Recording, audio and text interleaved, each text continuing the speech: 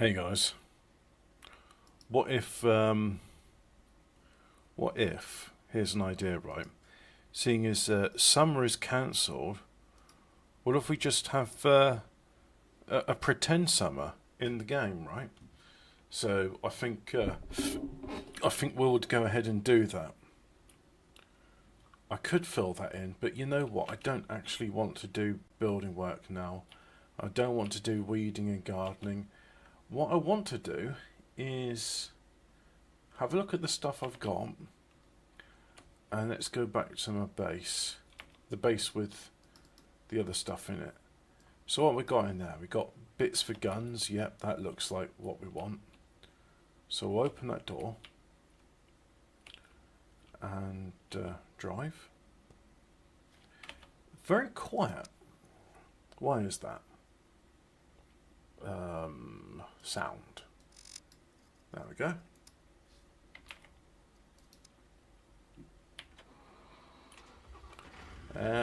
That's more like it.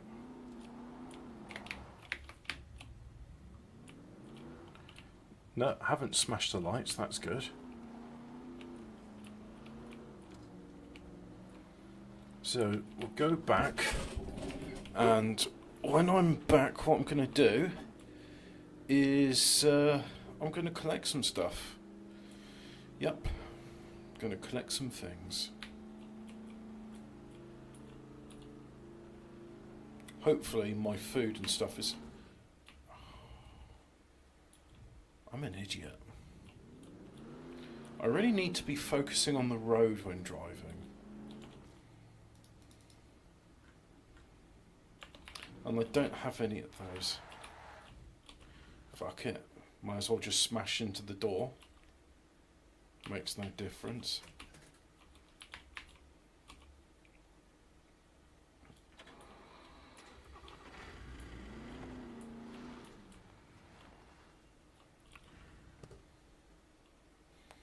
What have we got in terms of plants? We got this one, which is tomato. No, stop. Check. It's fresh water, it's okay.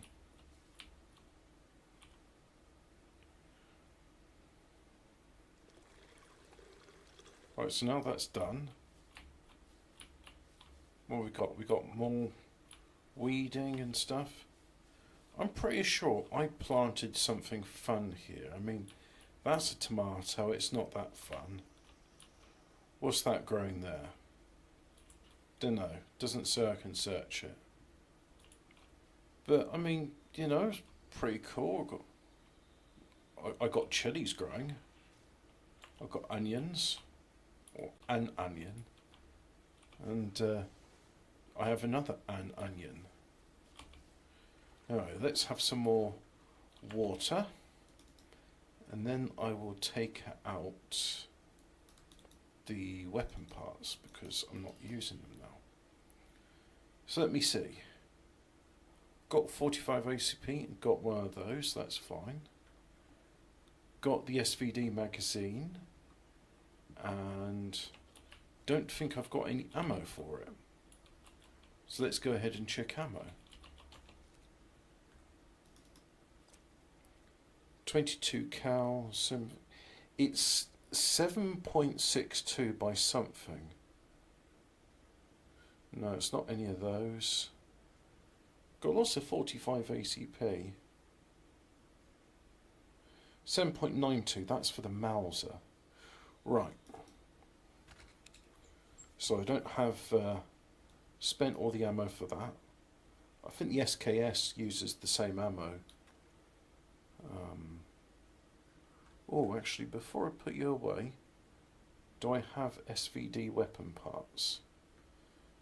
Let's have a look. No, doesn't look like it. Alrighty, and I've used up the AS Val. We got no 9.39 ammo. Lots of 308. Lots of 308. I think what we'll have is no, you go in carbines. So let's put you ahead in carbines, like so. Oh, and the weapon parts as well, that goes in carbines too. And let's just make sure we got the magazines for it here as well. So all these magazines are now empty. Yeah.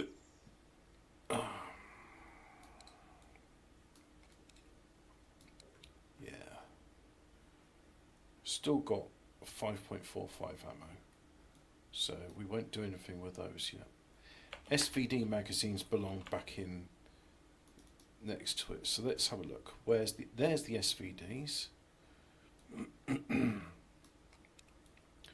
Pop you in here like that. There we go. I think what I want to use next is a no. I mean, technically, I think that should go under carbines. No, M16 is a rifle, so I don't want any of these. That's the Mosin Nagant.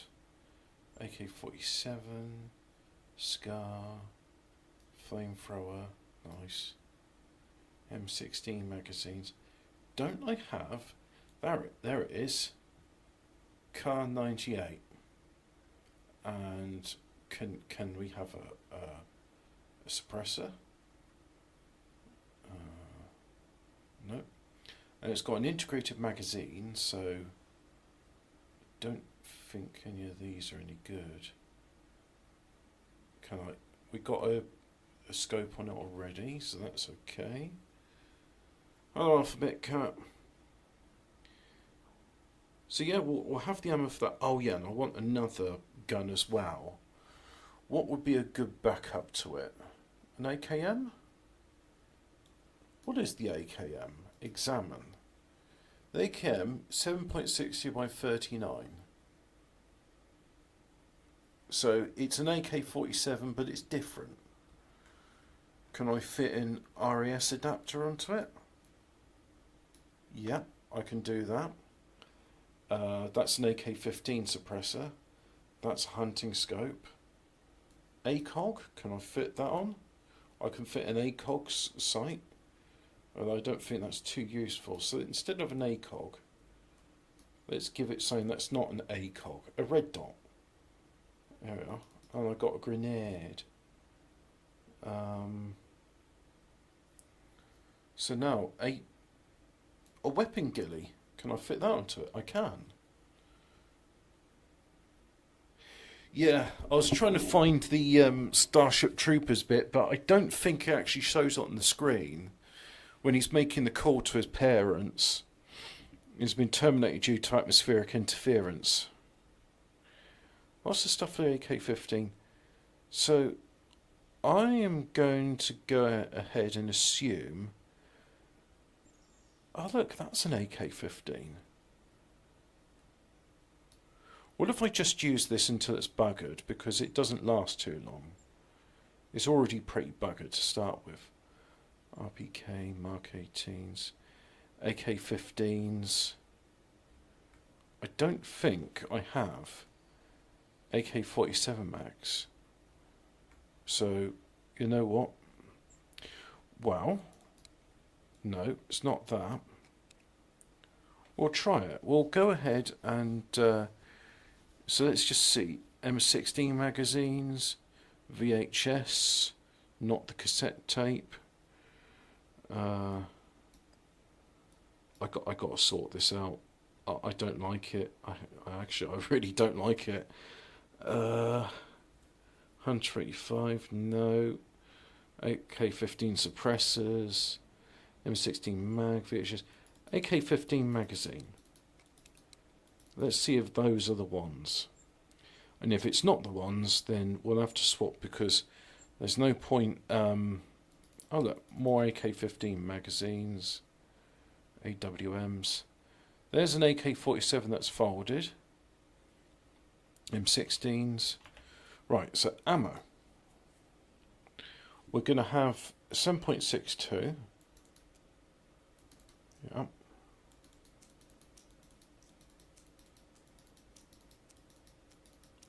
like so. And I'm just going to fire off, because I've got all this ammo which I'm not using. And then the Kar 98 takes the Mauser ammunition, which is no, no, no, no, no, no.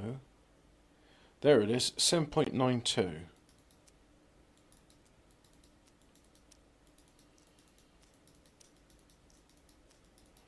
I even got some armor piercing, depleted uranium. Nice. Knifey. Oh, and I have a grenade, don't I? Let's put the grenade in it. I don't really use grenades, so maybe I'll get rid of them at some point, but for the moment, 338s. Okay. 38s. 357s. Yeah, that's all fine. Right, so. Well, there's one bullet in it.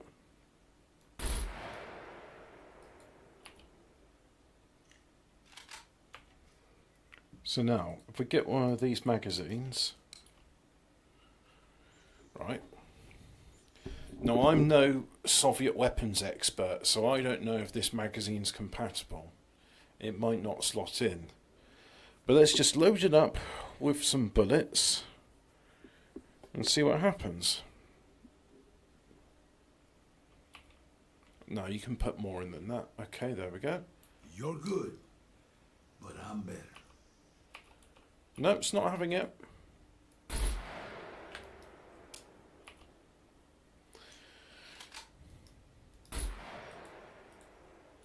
Cool, I guess. Well, you go back in the Big Dakar, and I guess I'm just going to have an AK-15. So, where is it? If I was an AK-15, I look like an AK, but I'm grey. There we are. Red dot sight and suppressor. I think that's enough doodads on it. Hey, you're pretty good, but I'm better.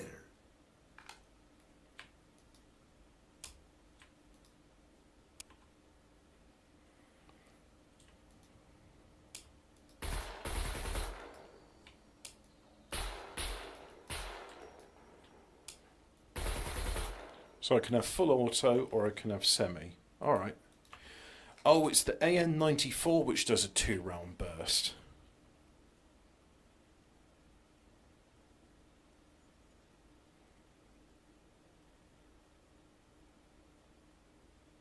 Load.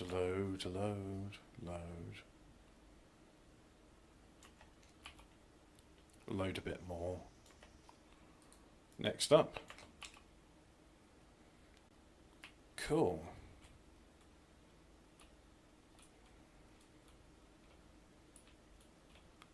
So I think more or less I'm done here.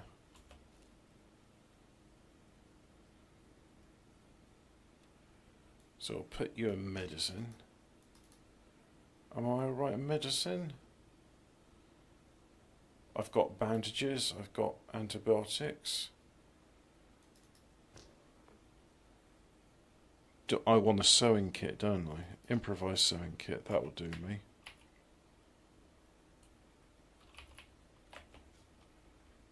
Right, next one up. Get fucked! Okay, an old World War II rifle. Actually, no, I think this might be late 19th century, but it's got a nice modern rifle on it.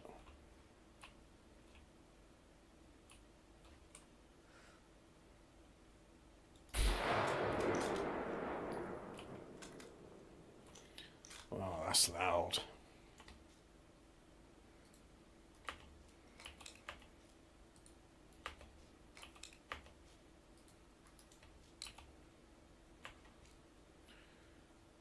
So we're just more crafted ammunition, which is fine. It's good and fine. It's fine, it's good.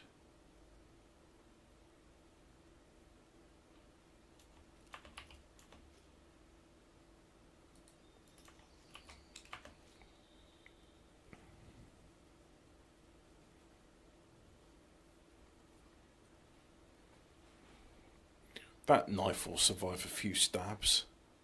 Oh, look, I've got painkillers as well. Nice.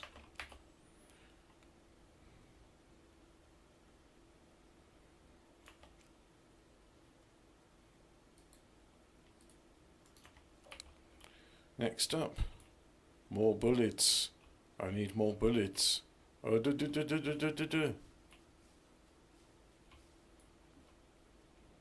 I wish there was some decent armour you could put on the front of it, like some bull bars or something, because it's like, look, every time I go into a tree or post, I lose those lights.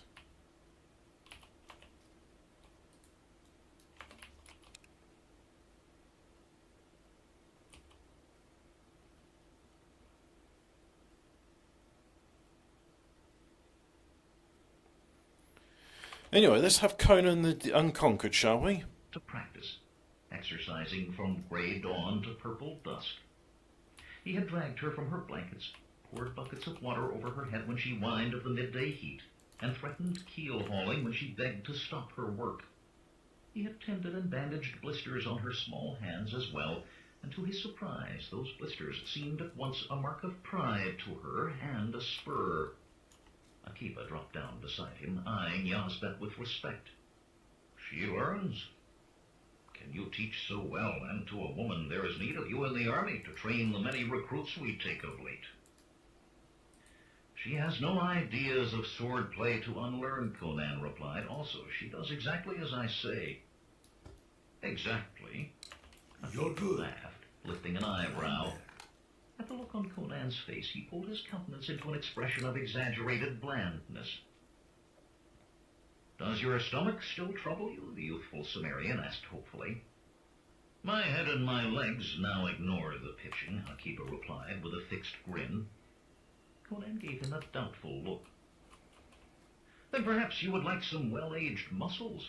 Mukhtar has a keg of the ripest... No, thank you, Conan, the Turanian said in haste, a certain tautness around his mouth. As though eager to change the subject, he added, I'm going to go to the northern one this time. About today? You did not drop him over the side, did you?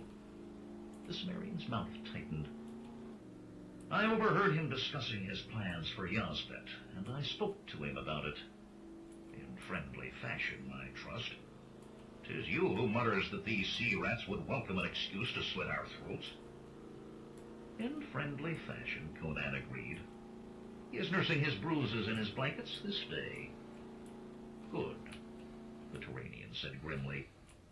She is of an age with Zorel. A tasty morsel, that girl, lost control there. Sitting down on Conan's other side. Were I but 20 years younger, I would take her from you, Cimmerian. Yazbek's sword clanged on the deck, drawing all three men's eyes. She glared at them furiously. I am no trained ape or dancing bear that you three may squat like farmlouts and be entertained by me. She stalked away, then back to snatch up the sikka, her eyes daring them to speak as she did, and marched down the deck to disappear within her small tent before the mast. Your wench begins to develop a temper, Conan, Sharak said, staring after her. Perhaps you have made a mistake in teaching her to use a weapon. Akiba nodded with mock gravity. She is no longer the shy and retiring maiden that once she was, Cimmerian, thanks to you. Of course, I realize that she is no longer a maiden at all, also thanks to you. But at least you could gentle her before she begins challenging us all to mortal combat. How can you talk so, Conan protested. But moments gone, you likened her to your own daughter. Aye, Akiba said gravely, his laughter gone. I was much concerned with Zorel's virtue while she lived. I see things differently now. Now she is dead, I hope that she had what joy she could of her life. I have not touched her, Conan muttered reluctantly, and bridled at their disbelieving stares. I rescued her. She's innocent and alone, with none to protect her but me. Mitra's mercies. As well ask a huntsman to pen a gazelle fawn and slay it there for sport. Sharak hooted with laughter. Spin out. The tiger and the gazelle.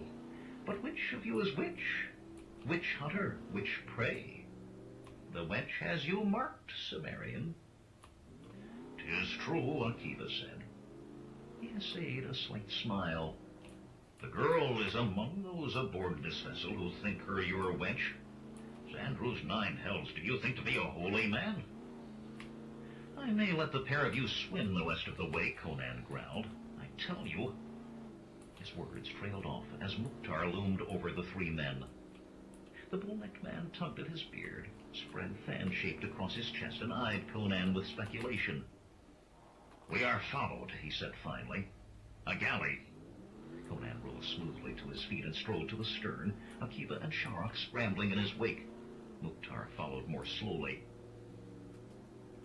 I see nothing but water, the Turanian sergeant complained, shading his eyes. Sharok muttered agreement, squinting furiously. Conan saw the follower, though, seeming no more than a chip on the water in the distance. Almost lost my momentum there. That would have sucked. Sides that told of long oars straining for speed. Pirates? Conan asked. Although there were many such on the Vilayet Sea, he did not truly believe those who followed were numbered among them. Mukhtar shrugged. Perhaps. He did not sound as if he believed it either. What else could they be? Akiba demanded. Mukhtar glanced sideways at Conan, but did not speak. I still see nothing, Sharok put in. How soon before they come up on us? Conan said. Near dark, Mukhtar replied. He looked at the great green water, its long swells feathering whitely in the wind, then peered at the sky, where pale gray clouds were layered against the afternoon blue. We may have a storm before, though. The Vilayet is a treacherous bitch. The Cimmerian's eyes locked on the approaching ship. One huge You have to excuse me if I don't say much. I'm just lost in the story. Must come and win. And anyway, you'll see what I intend to do once I get to the If we have traders. a storm, the old astrologer said, then we will hide from them in it. If it comes, Conan told him. I have counted their oarstroke, Mukhtar said abruptly, and they will kill slaves if I've they do lost a not slap wheel. it. Yet I do not believe they will. No one cares enough about Hyrcanians to chase them with such vigor. And Foam Dancer is a small ship, not a Drummond loaded to the gunwales with ivory and spices. It must be you 3, or the wench. Have you the crown of Turan hidden in your bales? Is your jade a princess stolen from her father? Why do they follow so? We are traders, Conan said levelly, and you have been paid to carry us to Hyrcania and back to Turan. I've got no coin for the last. You will get your gold.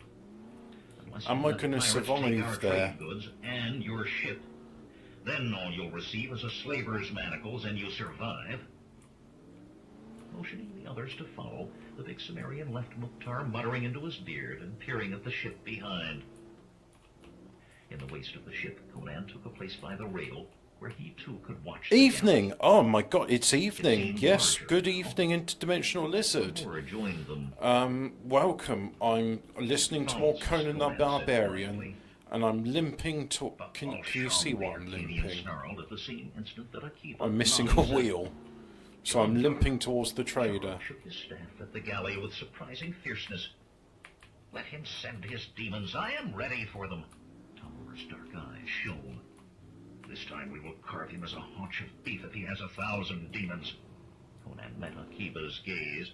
It seemed more likely that those on Foam Dancer would This be would meat from a probably stick. destroy the engine as it's scraping away the How oil many men sump. does such a vessel carry? The Turanian asked. suspension. I know little of naval matters.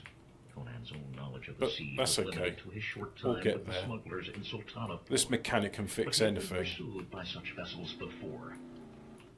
There are 2 banks of oars to a side, but the oar slaves will not be used to fight. A vessel of that size might carry 5 score besides the crew. There was a moment of silence, broken only by the rigging lines humming in the rising wind. Then Sharok said hollowly, So many? This adventuring begins to that's seem the mechanic. ill-suited for a man of my years. By the One Father, I shall die happy, Tomur said, and I know Ba'alsham goes with me into the long night. Akiba shook his head bleakly. He will not be Right, on there the we ship. go. Such men send others to do their killing. Managed to limp it in, but we got there eventually. Ferryman's fee, a Sumerian. It will be a glorious fight in which to die, Tamur agreed. I do not intend to die yet, the Sumerian said grimly. The storm, Sharok said, his words holding a new excitement. The storm will hide us. The clouds were thicker now and darker, obscuring the lowering sun. Mayhap, Conan replied, but we will not depend on that. The god of the icy peaks and wind-ravaged crags of Conan's Sumerian homeland was Crom, dark lord of the mound, who gave a man life and will and nothing more. It was given to each man to carry his own fate in his hands, and his heart and That's his head. it. Oh yeah, we need a wheel as well. Conan strode aft to Mukhtar, who still stood gazing at the galley. The bronze flame We're of all its good. fan could be seen plainly now, knifing through grey swells. Will I they need reach some us before fuel, night but falls? Conan asked. that's okay. I've got some Or fuel in before there. the storm breaks? The storm may never break, Mukhtar muttered. Undervilla yet. Lightning may come from a sky where the sun was bright an instant before, or clouds may darken for days, then lift without a drop of rain. Do you lose me, my ship, Sumerian, I'll see your corpse.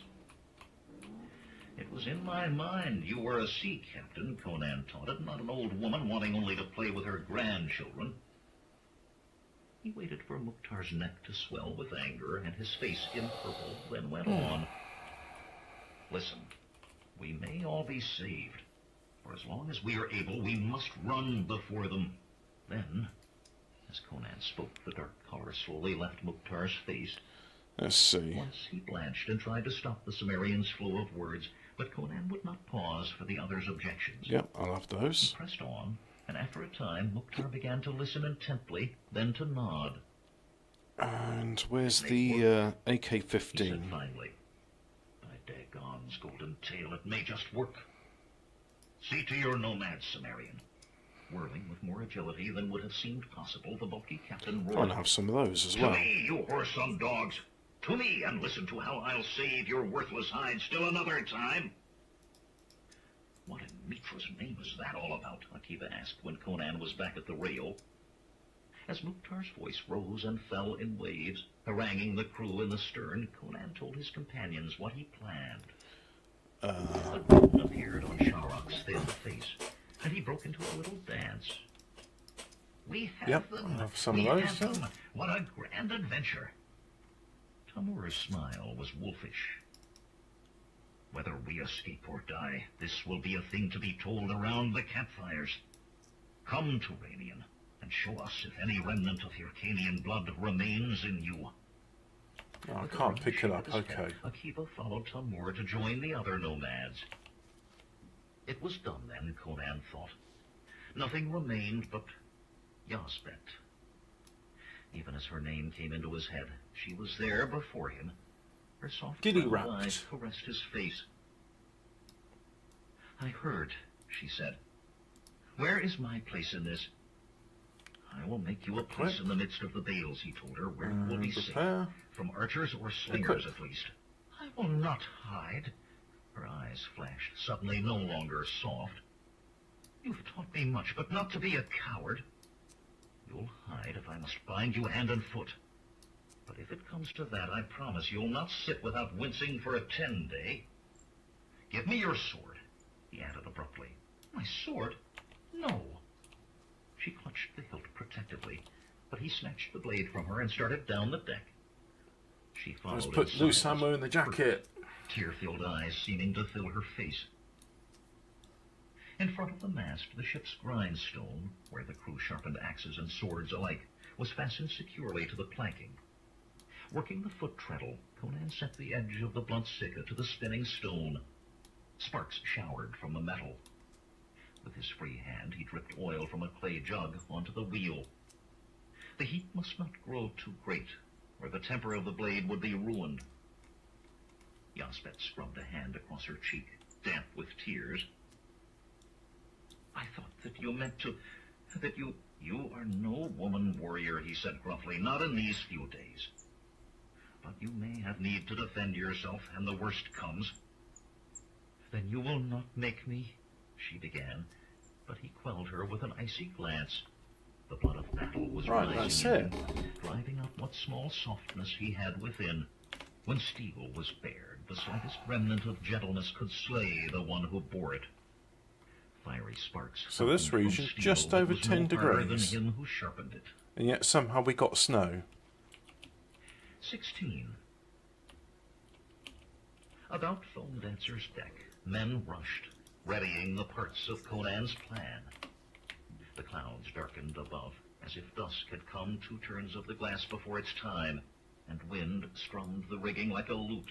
Yet no moisture fell on the deck save spume from waves shattering on the bow. Right. Bit by bit, the galley closed the distance, a deadly bronze-beaked centipede skittering across the water. So how do I fly in Impeded by this? the rising waves through which Foam Dancer F8. now labored, wallowing heavily from trough to trough.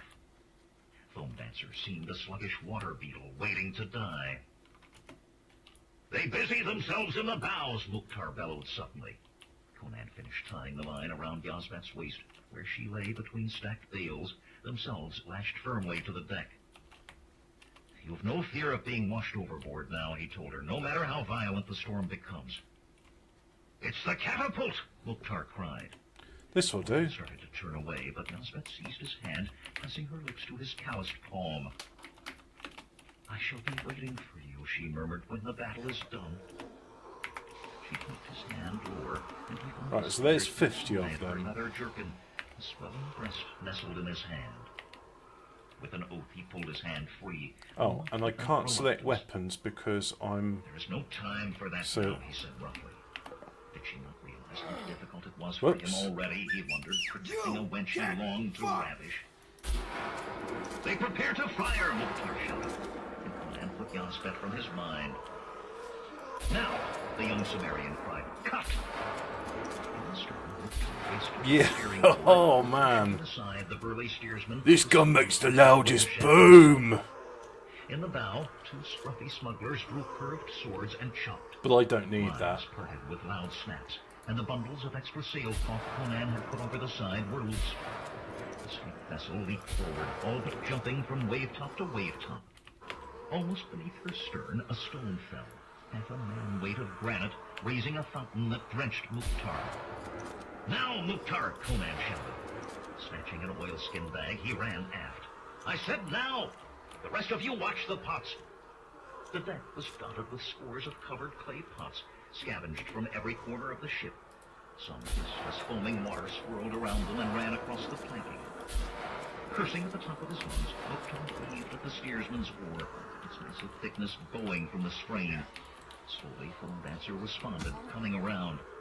The crew dashed to run out long sweeps, stroking and backing desperately to aid the turn. You're good. This was the point that had made Mukhtar's face pale when Conan told him of it. Turned broadside to the line of waves, the vessel heeled over, further. Her rail lay nearly on the surface. You're good. Faces twisted with Hey, fear, the smugglers Jack, worked their fuck. oars with feverish intensity. Akiba, Sharok, and the Hyrcanians scrambled to keep the clay containers from toppling or washing over the side. For a froth-peaked gray mountain of water now rolled over the rail, till it seemed that men waded in shallows. Oops, I lost one. Among those laboring men, Conan's eyes suddenly lit on Yazbet, free of her bonds, struggling among the rest of the pots. His horses were borne away by the wind, and there was no time to do anything about her. Sluggishly but certainly, Foam Dancer's bow came into the waves, and the vessel lifted. She did not ride easily as she had before. There was likely water enough below decks to float a launch, but still she crested that first wave and raced on, I have back toward the galley. On the other ship, the catapult arm stood upright. If another stone had been launched, the splash of its fall had been lost in the rough seas. On the galley's decks, seeing their intended prey turn back on them, men raced about like ants in a crushed anthill. But not so many men as Conan had feared, unless they kept others below. Most of those he could make out wore the twinned queues of sailors. We've lost half the pots, Akiba shouted over the howling wind. Gone into the sea. Then ready what we have, Conan bellowed back, in full haste. The Hyrcanians took up oilskin sacks, like that Conan carried. Those on the other ship, apparently believing their quarry intended to come to grips, have now provided themselves with weapons. Swords, spears, and axes bristled along the galley's rail.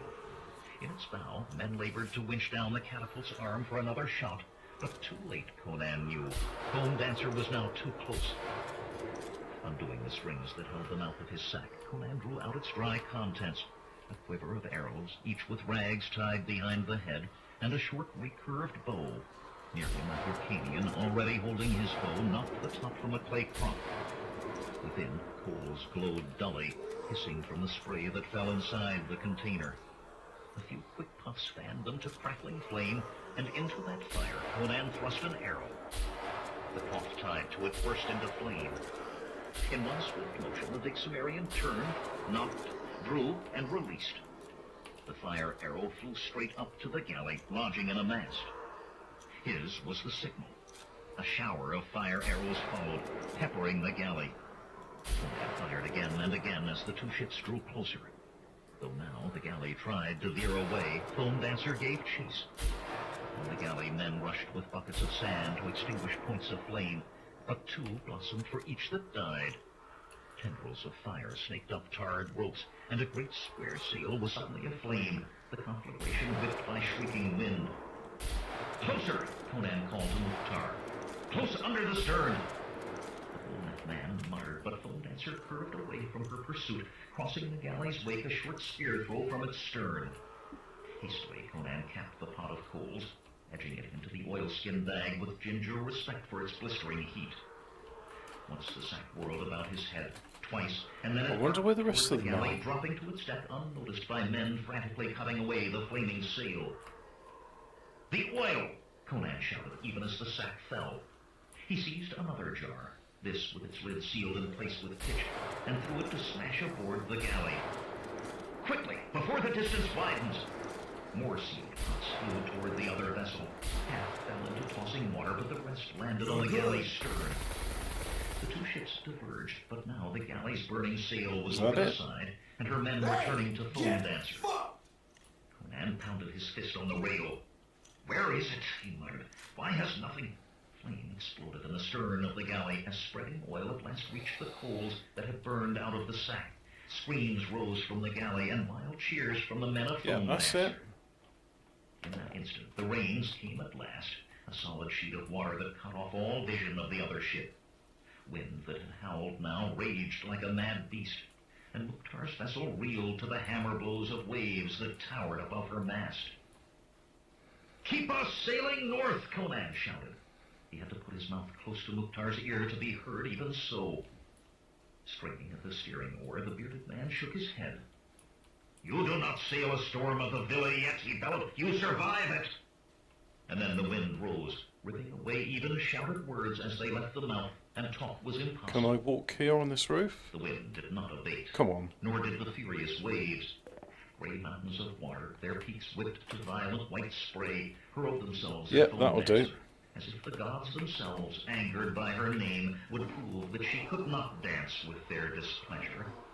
Those who had dared to pit this cockleshell against the unleashed might of the Villa yet could do naught but cling and wait. After an endless age, the rains began to slacken, and at last were gone. Right, 60 of them. Choppy waves to white caps became no Hey, more they've than got stick, gutters on this and roof. moved away the clouds to reveal a bright gibbous moon hung in a black velvet sky, its pale light half changing day for night. There was neither sight nor hint of the galley. "The fire consumed it," Shara quoted, "or the storm." "Perhaps," Conan answered doubtfully. And the fire had not been well caught, the storm would have extinguished it. And if Foam Dancer could ride that tempest, then the galley, if well handled, could have too. To Mukhtar, who had returned the steering oar to the steersman, he said, "Find the coast. We must find how far we've gone astray." "By dawn," the bearded man announced confidently. He seemed to feel that the battle with the sea had been his alone. The victory had put even more swagger into his walk. Yelspeth, approaching, laid a hand on Conan's arm. "I must speak with you," she said softly. "And I with you," he replied grimly. "What in Mithras name did you mean by—" And she was walking away, exotic shapes of mechanisms are being a bit where they stood from exhaustion. fucky. Crowding fearsome opens on his breath, and stalked after her. She disappeared from the pale shadow of her sagging tent, its heavy fabric hanging low from the pounding of the storm. Furiously jerking aside the flap, he ducked inside and had to kneel for lack of headroom. Why did you leave where I put you, he demanded, and how? Ain't that not too firm for your fingers to pick? Could have been killed, you fool witch. You told me you'd stay there, promised it. She faced his anger, not calmly, at least unflinchingly. Indeed, your fingers wove a strong knot, but the sharp blade you gave me cut it nicely. As to why, you have taught me to defend myself. How could I do that, lashed like a bundle for the laundress? And I did not promise. I said I would be waiting for you when the battle was done. Did I not better that? I came to find you. I remember a promise, and you broke it. Disconcertingly, she smiled and said quietly, your cloak is wet through. Delicate fingers unfastened the bronze pin that held the garment, and soft arms snaked about his neck as she pushed the cloak from his shoulders. Sensuous lips brushed the line of his jaw, his ear. Stop that, he growled, pushing her away. You'll not distract me from my purpose. I remember this from last time. And you would think yourself better off in your arms. Vessels had ended on this coast. The leader was a stringy, weather-beaten man, with one suspicious darting eye and a sunken socket where the other had been. About his neck he wore a necklace of amethysts, half the gilding worn from the brass. It seemed one of those ships had carried a trull. This is Beotan, Tamur said, gesturing to the one-eyed man. I have yet to find This a is man. Conan, a trader known in far lands and a warrior feared by many. Beotan grunted and shifted his eye to Conan. You want my horses, trader? You Each horse 5 blankets, a sword and an axe, plus a knife, a cloak, and 5 pieces of silver. Too much, Conan said. Tamur groaned. For Conan's ear alone, he muttered, forget the trading scenarium. 'Tis the means to destroy Baal-Sham we seek. Conan ignored him.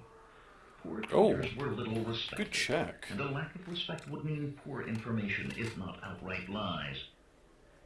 For every 2 horses, 1 blanket and 1 sword. Beotan showed the stumps of yellowed teeth in a grin and climbed down from his horse. We talk, he said. The talk, Beotan and Conan squatting by one of the campfires, was more leisurely than Conan would have liked. Yet he had to maintain his pose as a trader. Tamur produced clay jugs of sour Hyrcanian beer and lumps of mare's milk cheese. The beer made Beotan's eyes light up, but the one-eyed man gave ground grudgingly and often stopped bargaining entirely to talk of the weather or some incident in his camp. At last, though, the bargain was struck. The sky was beginning to darken. Men dragged in more driftwood to pile on the fires. For the pack horses they needed 1 sword and 1 blanket. For the animals they would ride 1 axe and 1 blanket, plus a knife for every man with Beotan and 2 pieces of gold for the stringy man himself. Done, Conan said. Beotan nodded and began to produce items from beneath his coat. A pouch, a small pair of tongs, what appeared to be a copy of a bull's horn, half-sized and molded in clay. Before Conan's astonished gaze, Beotan stuffed herbs from the pouch into the clay horn. With the tongs, the one-eyed man deftly plucked a coal from the fire. Let me have a look at the maps the herbs to a smoldering burn. and familiarise myself with. So there's a petrol station to the east. Okay. Beotan expelled the smoke in a long stream East until I get into the main road and then head the south. horn to Conan. Tamur leaned close to speak in his ear. 'Tis the way they seal a bargain. You must do the same. I told you they were savages. Let's keep an eye on the OBS. It. So, Doubtfully. my plan is, I'm going to be listening to the audiobook, But the main thing which I really want to get sort of stuck in with is just I got all that ammo back home and nothing to shoot it with. So I'm going to just go various places and spawn a bunch of zombies and shoot them. He took And yeah, the game might refer to them as puppets, but why is the console command zombie? the clay horn. The smoldering herbs smelled like a fire in a rubbish heap. Putting it to his mouth, he inhaled and barely suppressed a grimace. It tasted even worse than it smelled, and felt hot enough to blister his tongue. Fighting an urge to gag, he blew a stream of smoke toward the sky. They mix powdered dung with the herbs, Tamur said, grinning, to ensure even burning. From across the fire, Akiba laughed. Would you like some aged mussels, Sumerian? He called, near to rolling on the sand. Conan ground his teeth and handed the clay horn back to Beotan, who stuck the horn in his mouth and began to emit small puffs of smoke. The Sumerian shook his head. He had seen many strange customs since leaving the mountains of his homeland, but sorcery aside, this was certainly the strangest. When his mouth no longer felt as if he were attempting to eat a coal from the fire, though the taste yet remained, Conan said, Have you seen any other strangers on the coast? You understand that I must be concerned with other traders. Strangers, Beotan said, through teeth clenched around the clay horn, but no traders. Each word came out accompanied by a puff of smoke. They bought horses, too. No trade goods. Silver, he grinned suddenly. They paid too much. Not traders, Conan said, pretending to muse. That is strange indeed. Strangers are strangers. Their boat was much charred at the back, and some of them suffered from burns. The galley. It had survived both fire and storm after all. Perhaps we might help these men, Conan said. How far off are they, and in which direction? Beotan waved a hand to the south. Half a day. Just maybe a run day. out of diesel. Far enough that Or they might gasoline, not know whatever it Dancer is. had also survived. But if that was so, why the horses? Perhaps there was something here that Jondar feared. Conan felt excitement rising. Use our campfires this night, he said to Beotan. Akiba, Tamur, we ride at first light. Yastet appeared from the dark to nestle her hip against Conan's shoulder. Just spinning round and round again. Will you warm me? Rippled laughter rose from the listening men, but oddly, a glare from her silenced them, even Tamur and Beotan. That I will, Conan said, and as he rose, flipped her squealing over his shoulder. This is Her squeals had turned to laughter by the the time they one? reached her tent. double Put check. me down, Conan, she managed. Yep, between this is the giggles. one. 'Tis unseemly. Suddenly, the hair on the back of his neck rose, and he No, whirled, it's staring into not the dark actually. at the headland. Are you trying to make me dizzy, Conan? What So I is it? head east and then I head north. Imaginings, he told himself. Not but So imaginings. east towards the The village, galley and those it which carried is were part here, of the and then I go north Sure, and north. Dancer and all aboard had perished in the storm. 'Tis nothing, wench, he growled. She squealed with laughter as he ducked into the tent. Chafan rose slowly from the shadows where he had dropped and peered at the beach below, dotted with campfires. There was no more to learn by watching. The barbarian was abed for the night. He made his way across the headland and down the far slope, gliding sure-footed over the rough ground, a wraith in the night. Sweetai was waiting at their small fire, well shielded by scrub growth, along with the six they It'd be killed really from the nice if I had some iron sort to of accompany them. analog throttle control, because it's either all or nothing. From the Khitans. They had seen just enough on the voyage to guess that the two black-robed men carried a sort of deadliness they had never before encountered. Thus they feared greatly and wisely, although still ignorant. What did you see? Sweetai asked. No engine, Steaming okay. decoction of herbs. Chafan squatted by the fire, filling a cup with the same bitter liquid as he spoke. Crap, They I'm are going the there, wrong way. and they have obtained horses from that dung beetle Beotan. Then let us go down and kill them, Sweet, I say. It may be more difficult if we must find them again. The 6 who had accompanied them from the galley shifted uneasily, but the Khitans did not appear to notice.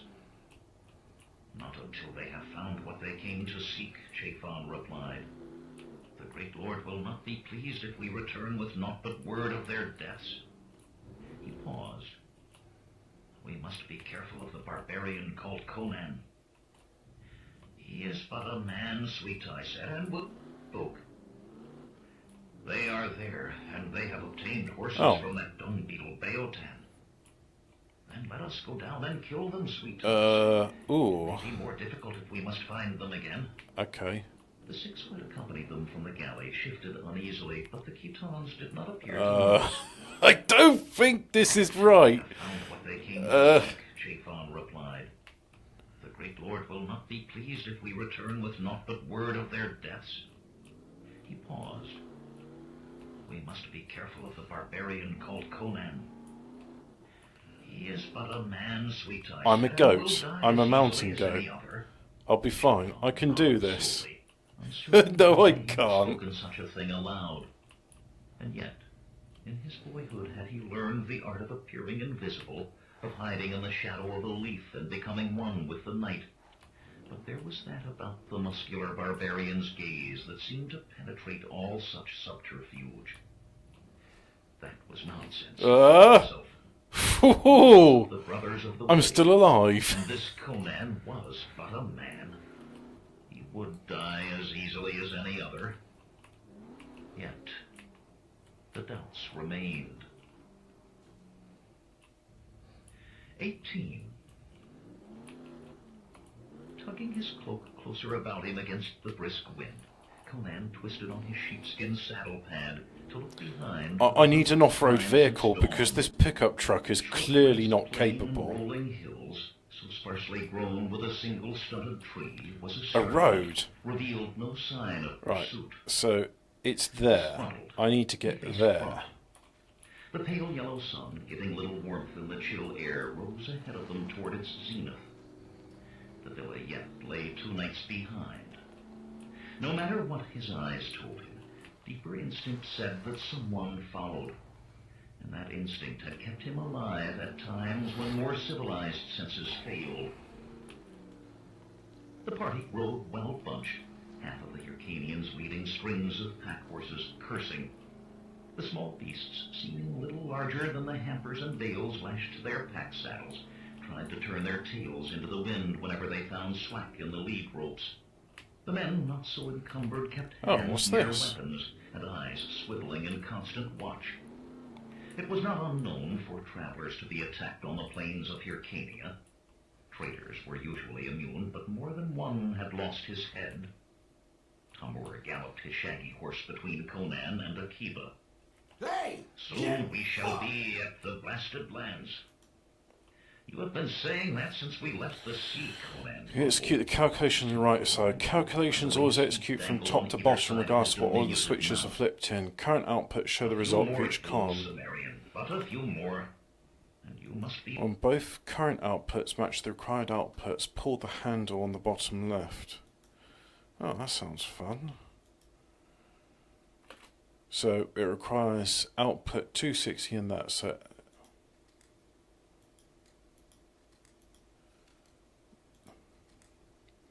$250, $500, $260. There we go. And now output B. 100, 40, 20, 50, 10. No.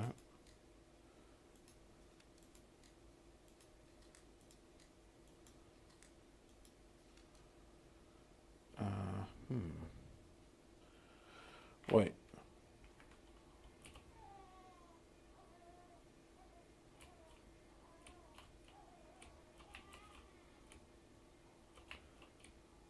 I can't hack it. Because I went out, I can't do it again.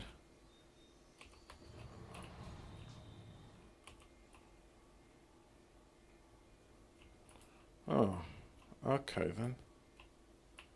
I guess I just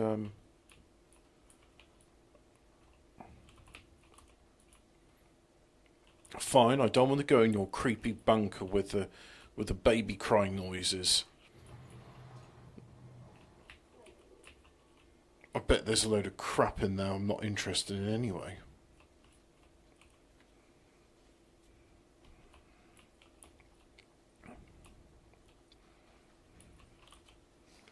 I know what's in there, it'll kill me.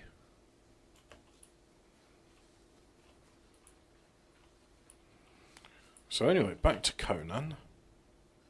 Be ready to play the traitor. One of the tribes is sure to be camped nearby. Each takes its turn guarding the blasted lands. You've said that as well. I hope we find a village soon, Yasbet said through clenched teeth. She half stood in her stirrups then, seeing the amusement that flitted across the men's faces, sat again hastily, wincing. Conan managed to keep a straight face. There is liniment in one of the packs, he offered. It was not his first time to do so. No, she said brusquely, the same answer she had given to his other offers. I need no coddling.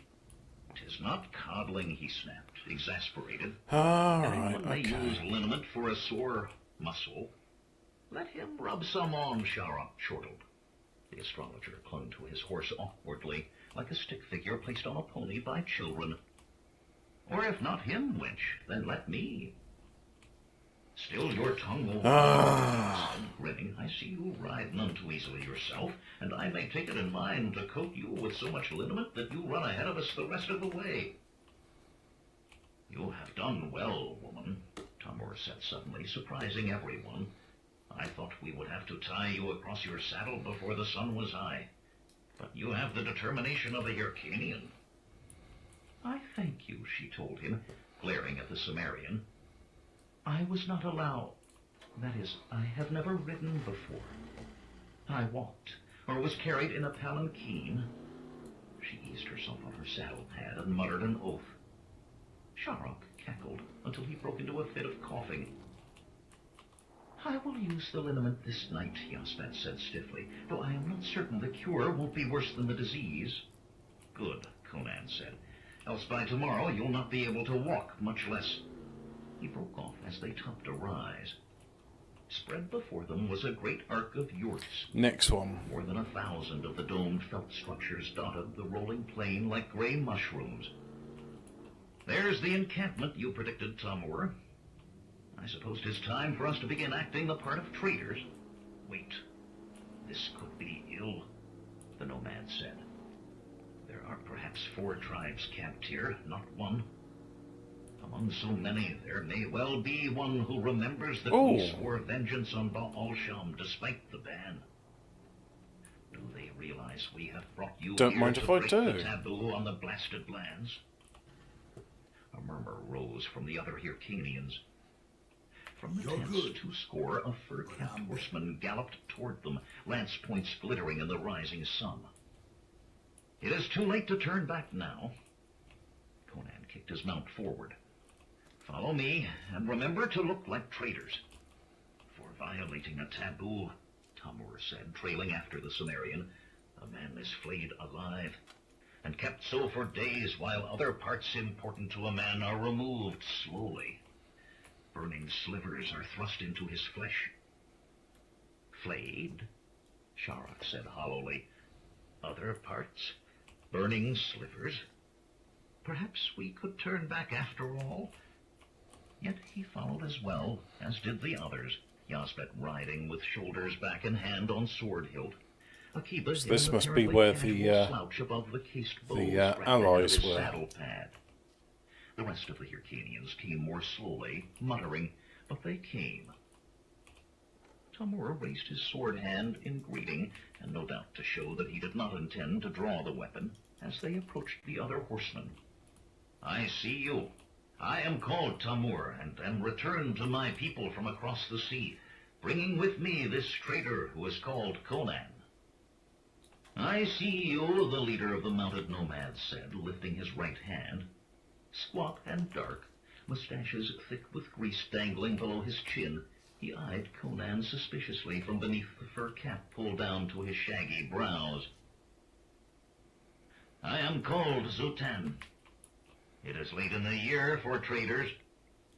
Conan put on a broad smile. Then there will be no others to compete with me. Zutan stared at him, expressionless, for a long moment. Then, wheeling his horse, he motioned them to follow. The riders from the encampment spread out in two lines, one to either side of Conan and his party, escorting them, or guarding them perhaps into the midst of the yurts, to a large open space in the center of the crescent. Know what I mean? People gathered around them, men in fur caps and thick sheepskin, Shuriken! women in long woolen dresses, dyed in a rainbow of colors, with hooded fur cloaks held close about them. Those males who had reached an age to be called men were uniformly surrounded by the rankness of rancid grease, and those of middle years or beyond were so weathered and leather-skinned as to make their ages all but impossible to tell. The women, however, were another matter. There were toothless crones among them and wrinkled hags, but one and all they seemed clean. The thing Many of is the younger women were pretty enough for any Zanana.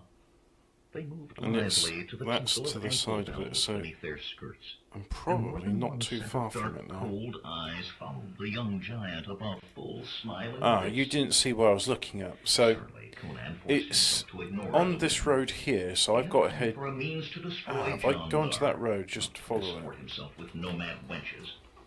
Nor would the need to kill father, brother, husband, or lover help him, nor would trouble with Yazbet. As he swung down from his woolly mount, Conan leaned close to Tamur and spoke softly. Why do the women not grease their hair also? Tamur looked shocked. 'Tis a thing for men, Sumerian.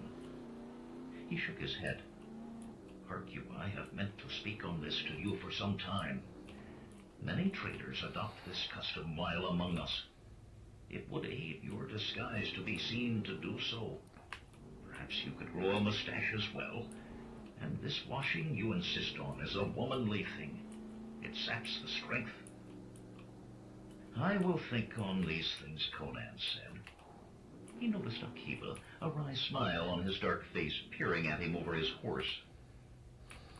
Long mustaches, the Turanian said, and mayhap a beard like that of Mukhtar. Conan growled, but before he could reply, a sharp cry broke from Yazbet. He spun to see her half fall from her saddle pad in attempting to dismount. Darting, he caught her before she collapsed completely to the ground. What there we are. You, wench? Petrol. My legs, Conan, she moaned. They will not support me. And my... Her face reddened. My muscles are sore, she whispered. Liniment, he said, and she moaned again. The crowd about them stirred. Hey, just about made her it. Back to her feet and put her hands on her sheepskin saddle pad. Hold to that. You must keep your feet a moment longer. Half sobbing, she tangled her hands in the thick wool. He turned. I think I've been here before. I recognise that dirt bike. Zutan pushed his way to the forefront of those watching. 4 squat, bow-legged elders followed him, and the murmurs of the onlookers were stilled. I present to you, Zutan intoned, the traitor called Conan. Know, Conan, that you are presented to the chiefs of the 4 tribes here assembled, to Olotan, to Arenzar, to Zoan, to Sibuyan. Know that you are presented to men who answer only to the great king. Know this and tremble. It was near impossible to tell the age of any man above 25 in those tribes, but these men had surely each amassed 3 times so many years, if not 4. Their faces were gullied rather than wrinkled, and had the color and texture of a boot left 10 years in the desert sun. The hair that straggled from under their filthy fur caps was as white as bleached parchment, beneath a coating of grease, and their mustaches, just as pale, were long and thin. One had no teeth at all, muttering through his gums, while the other 3 showed blackened stumps when they opened their mouths. I'm better. Yet the 8 black So there's eyes 3 that in peered there. at him were hard and clear, and there was no tremor in the bony Now there's hands 5. that rested lightly on the hilts of their yataghans.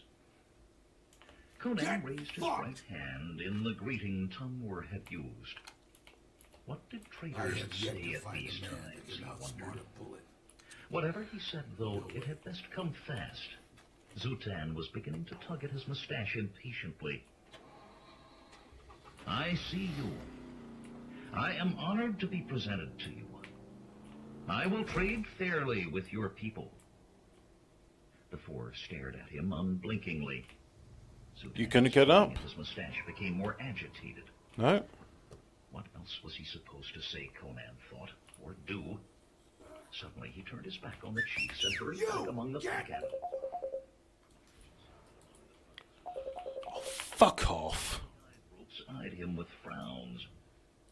Hastily, he unroped a wicker hammer. I'm not here at your beck and call. Their hilts ivory and ebony.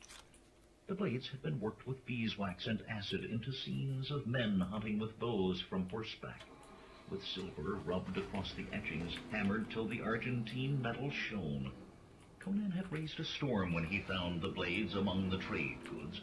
He was still of a mind that Tamur had meant them for himself and his friends, but they had already been paid for. Now he was glad of them. As the Sumerian returned, Sometimes I just want to be antisocial. This is one of those times. Not those, Northerner. Some other blades, not those. Conan reached the four chiefs and after a moment awkwardly sketched a bow. Accept these humble gifts as a token of my admiration. Dark eyes sparked avariciously, and the blades were snatched as if the squat men expected them to be withdrawn. The etched steel was fingered. For a time, Conan was ignored. At last, the chief nearest him, Conan thought he was the one called Sipuyan, looked up. You may trade here, he said. Without another word, the four turned away, still fingering their new swords. Akiba put a hand on Conan's arm. Come, Sumerian. Hey, we traders must display our wares. Then display them. I must see to Yazbet. As he returned to her, Conan ignored the bustle of hampers being lifted from pack saddles, of pots and knives, swords and cloaks being spread for eager eyes. The throng pressed close, many calling offers of furs or ivory or gold as soon as items appeared. Some of Tamur's followers began gathering the horses. Yazbek had sagged to her hands and knees on the hard-packed ground beside her mount. Muttering an oath, Conan stripped off his cloak and spread it on the ground. When he had her lying on it, face down, he removed the sheepskin saddle pad from her horse and put it beneath her head. Are you all right? He asked. Can you stand? This looks as good as place as any. To be wrapped in swaddling, she replied between clenched teeth. Bottom on stones, wench. I do not swaddle you. You must be able to ride when it is time to go. She sighed, not looking at him. I can neither stand nor ride. I cannot even sit. Oh, that's fine. That's not a real issue. It's possible we may have to leave soon, Fire it he up said like slowly. it's Cinco de Mayo. It may be needful to tie you across his side. And again, Fire I it do up not like it's mean to Cinco de mock you by Mayo. that. Fire it up like it's Cinco de I know, she said quietly. Fire it up like it's She Cinco de pressed his Mayo. hand and pulled it to her lips. Right, there's some water. Fuck. You have not only my body, she murmured, but my heart and soul. I love you, Conan of Samaria. Brusquely, he pulled his hand away and stood. I must see to the others, he murmured. Will it be all right here? It may be some time before your tent can be put up. I am comfortable. Her words were so soft he barely heard them. With a quick nod, he strolled to where the trade goods were displayed. He was about to speak of it, he wondered. The most calloused troll would do it, given a finger breadth of encouragement, and other women took even less. Then they expected a man to act like a giddy boy with his first hair on his chin. Or worse, like a poet or a bard. He glanced back at Yazbet. Her face was buried in the sheepskin, and her shoulders shook as if she cried. No doubt her rump pained her. Growling wordlessly under his breath, he joined his fellows acting the traitor. Sharok bounced from nomad to nomad, always gesticulating, here offering lumps of beeswax, there pewter cups from foreign or combs of tortoiseshell. Oh, two with one stone. Indian soup. Get fucked. Sedate in his demonstrations of the weapon. Tolars bearing Yeah. the stamp of the royal arsenal You said it, of Danny Oran, Treasure. Glaives from far Aquilonia, and Catans, broad-bladed battle axes from Stygia. Tamur and his men, on the other hand, squatted to one side, passing among themselves clay jars of the ale they had gotten from men of the tribes. Conan walked down, stopping from time to time to listen to Akiba or Sharok bargain. I'd like to think that one bullet from this is enough to stop someone. A merchant who had 2 men to do Sometimes the it is. peddling surely was not expected to do more. The trading was brisk, but Conan was soon thinking more of punching his. You took that right in the dome. Play acting. It was then that he noticed the woman. Past her middle years, she was yet a beauty, tall and well-breasted, with large dark eyes and full red lips. Her fur-trimmed blue cloak was of fine wool, and her kirtle of green was flashed with panels of blue silk.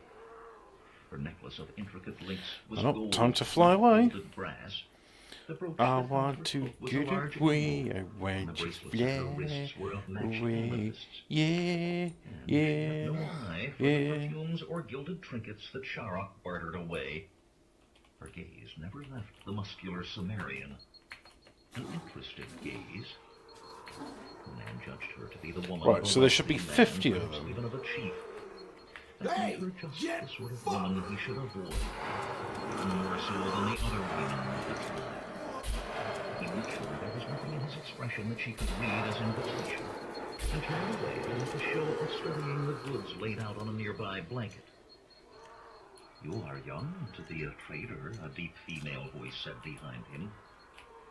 He turned to find himself face to face with the woman who had been watching him. "I am old enough," he said in a flat tone.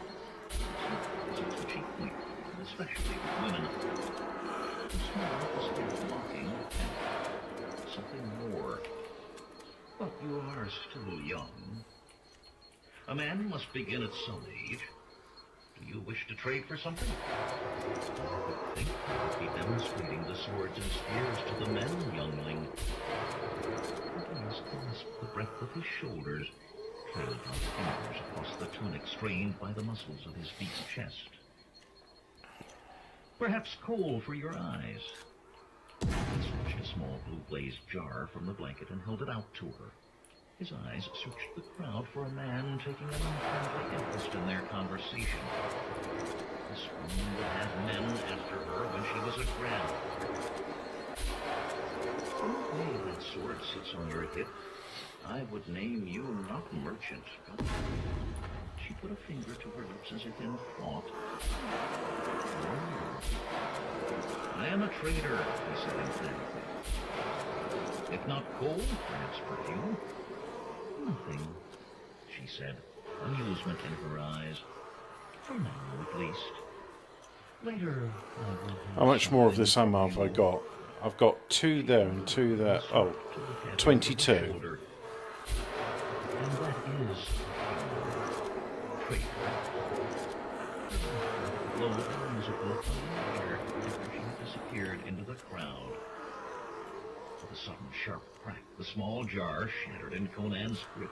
Still got those as well. Pushing shards of glazed pottery from his hand. There was nothing to be done about the smell of jasmine that hung about him in a cloud. Grumbling, he resumed his pacing among the trade goods. Occasionally, a man would glance at him in surprise, nose wrinkling, or a woman would eye him and smile. Each time he hurried furiously elsewhere, muttering ever more sulphurous oaths under his breath. A bath, he decided. Under the set he would bathe.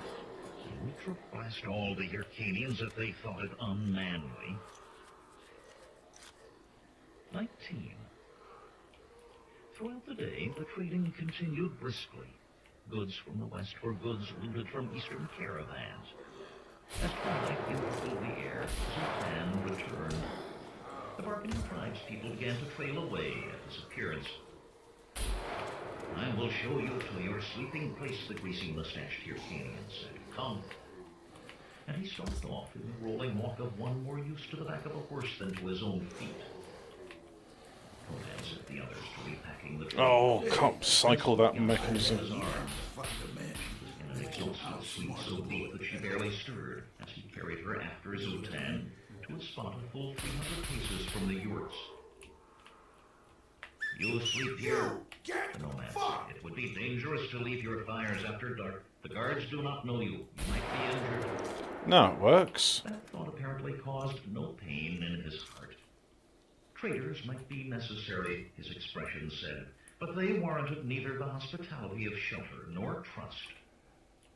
Conan It's an empty well. It was better than killing him, though less satisfying, and commanded Yazbek's tent to be erected.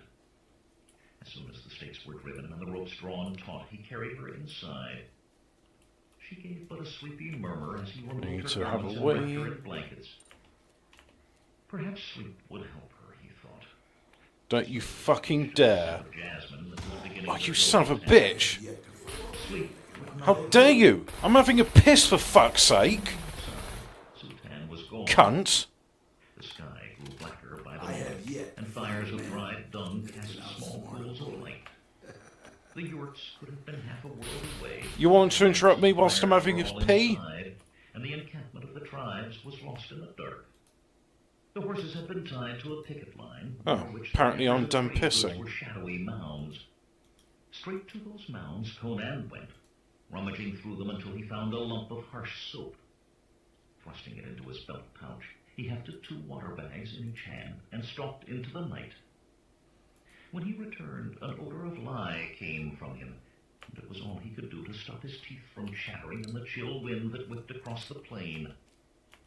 Settling cross-legged beside the fire, where a kettle of thick stew bubbled, he accepted a horn spoon and a clay bowl filled to the brim. I am not certain that lye improves on Jasmine, Akiva said, sniffing the air pointedly. A fine scent, Jasmine, Sharok cackled. You are a little large for a dancing girl, Sumerian, but I do believe it became you more than your new choice. Tamura choked on stew and laughter. Hey, there's an engine in this. Slowly curling it into a massive fist until his knuckles cracked. I smell nothing. He looked challengingly at each of the other 3 in turn. Does anyone else? Chuckling, Akiva spread his hands and shook his head. All this washing is bad for you, Tamur said, then added quickly as Conan made to rise, but I smell not. You are a violent man, Sumerian, to act so over a jest among friends. We will talk of other things, Conan said flatly. Silence reigned for a moment before Sharok spoke up. Trade. We will talk of trade. Conan, it is no wonder merchants are men of wealth. What we bargained for today will bring at least 300 pieces of gold in Agrapur, yet a full 2/3 of the trade goods remain. Mayhap we should give up adventuring and become traders in truth. I have never been rich. I think I would find it pleasing. We are here for more important matters than gold, Conan growled. Right, like a wheel. Hunger had left him. Know you that we have been followed since the coast? Tamur looked up sharply. Beotan? I thought he had an eye for more than he received for the horses. Not Beotan, Conan replied. You looked back often, Akiva I think said it's this thoughtfully, one. said nothing, and I saw no one. Conan Yes. shook his head, choosing his words with Ah, care. good. Nor did I see anyone. Still, someone was following. Or something. There was a feel not human about it. Sharok laughed shakily. And John Dur or Baal Sham or whatever he chooses to call himself has come after us to these wastes. I will think on journeying to Kitai. Or further, if there is any place further. Baal Sham is a man, Tamur said nervously. He eyed the surrounding darkness and edged closer to the fire, dropping his voice. But the spirits, if he has sent dead men after us. A footstep sounded beyond the small Hypothermia. pool of Right, light I from the need fire, to and Conan found start himself on his undressing. feet, broadsword in hand. He was somewhat mollified to see that the others had drawn weapons as well. Even the old astrologer was shakily holding his staff out like a spear. Zutan stepped into the light and stopped, staring at the bared steel. Conan sheathed his blade with a grunt. "It is dangerous to leave your fires in the dark," he said. The Hyrcanian's mustache twitched violently, but all he said was, Ah, there we go. "Samara will see you now, Conan." Samara. Tumblr's voice was a dry speak. God, I thought I'd be colder in the "Is this mountains. Samara?" Conan demanded. "Mayhap I do not wish to see her." "No, Conan," Tumblr said insistently. "You must. Samara is a powerful shamaness. Very powerful."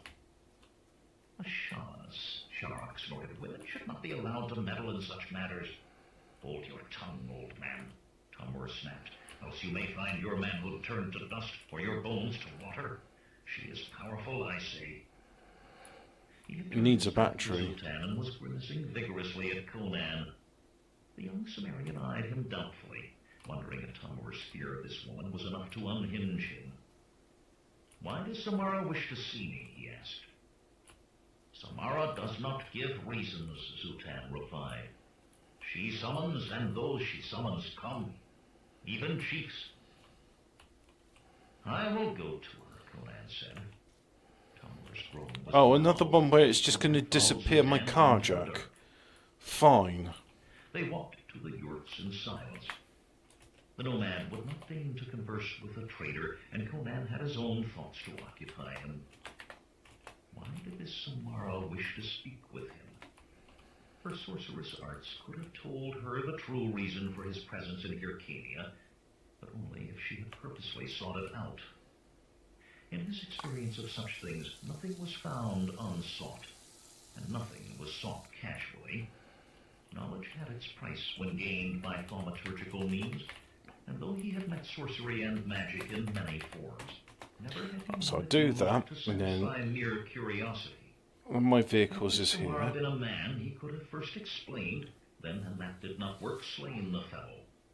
But it was not in him to kill a woman. Lost in the workings of his mind, Conan started when the other halted before a huge yurt and motioned him to enter. The structure Oh, of cheeseburger, outstretched I'll eat that. wooden frames was at least 20 paces across. Fit for Yum a chief. yum, pig's But bum. then he told himself a shamaness who could summon chiefs would certainly live as well as they. Without another glance at Zutan, he pushed open the flap and went in. He found himself in a large chamber within the yurt. Its walls brocaded hangings. The ground was covered by Kashmiri carpets in a riot of colors, dotted with cushions of silk. Gilded lamps hung on golden chains from the wooden frames of the roof, and a charcoal fire in a large bronze brazier provided warmth against the chill outside. So much he had time to note that his eyes popped as 8 girls burst from behind the hangings. From lithe to full-bodied they ranged, and their skins from a paleness that spoke of Aquilonia to Hyrcanian brownness to the yellow of well-aged ivory. Gilded bells tinkled at their Drink. ankles as they ran giggling to surround him. Such Right. was the whole of their costume. His vision seemed filled by rounded breasts and buttocks as they urged him to a place on the cushions before the brazier. A scent Don't of need roses those. hung about. Never need those. No sooner was he seated than 2 darted away to return with damp cloths to wipe his face and hands. Another set a chaste silver tray of dates and dried apricots by his side, while a 4th poured wine from a crystal flagon into a goblet of beaten gold. I don't have any The music of battery. flutes and zithers filled the chamber. The remaining girls had taken up the instruments and, seating themselves cross-legged, played. The 4 who had served him began to dance. "Where is Samara?" he asked. Okay. "Well, No answer me. battery. Where is she?" The music soared, and the dancers with it, but none spoke. He picked up the goblet, but put it down again untouched.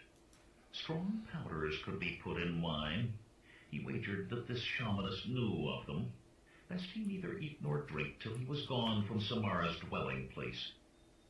And best he not eye the girls too closely either. Mayhap the shamaness had a reason for wishing his attention occupied. There we go. He kept a close watch on the hanging, Cotton candy. and a hand on his sword. But despite his intentions, he found his eyes drifting back to the dancing girls.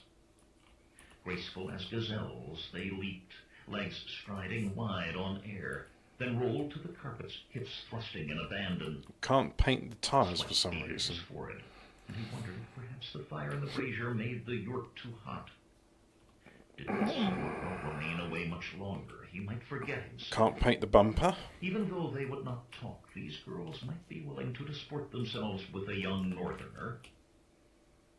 A single sharp clap sounded above the music. Immediately, the girls So I left need a off battery. playing and dancing and dashed behind the hangings. The grin that had begun on Conan's face faded, and his hand returned to his sword as he sprang to his feet. Right, so I'll put you in there. And the woman who had taunted him earlier appeared. The cloak was gone now, and long hair as black as night hung in soft waves about her shoulders. Her long curl That's a better clung to colour. her curves. I prefer the dancing of young men, she said, but I did not think you would share my taste.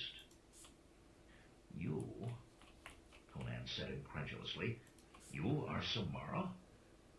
She gave a throaty laugh. You are disappointed that I am not an aged crone with a beak of a nose and warts. I prefer to remain as I am for as long as the arts of woman and magic combined can keep me so. Her hands smoothed the bosom of her kirtle, pulling it tight over full, round breasts.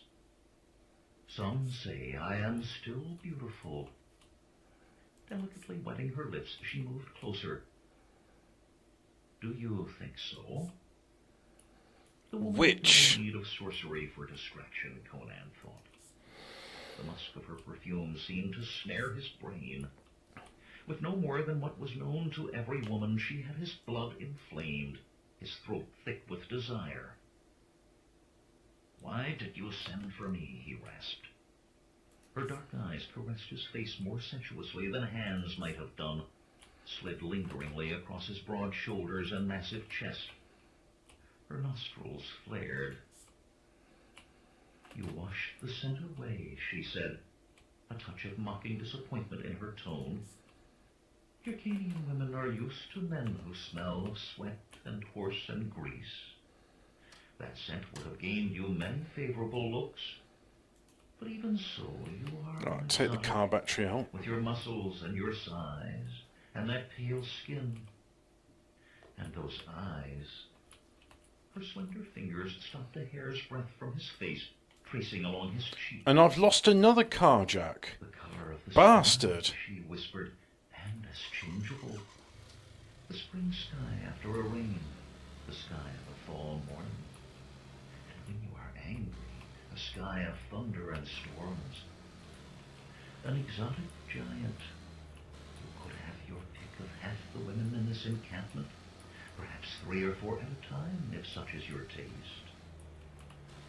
Angrily, he wrapped an arm about her, lifting her from the ground, crushing her softness against his chest.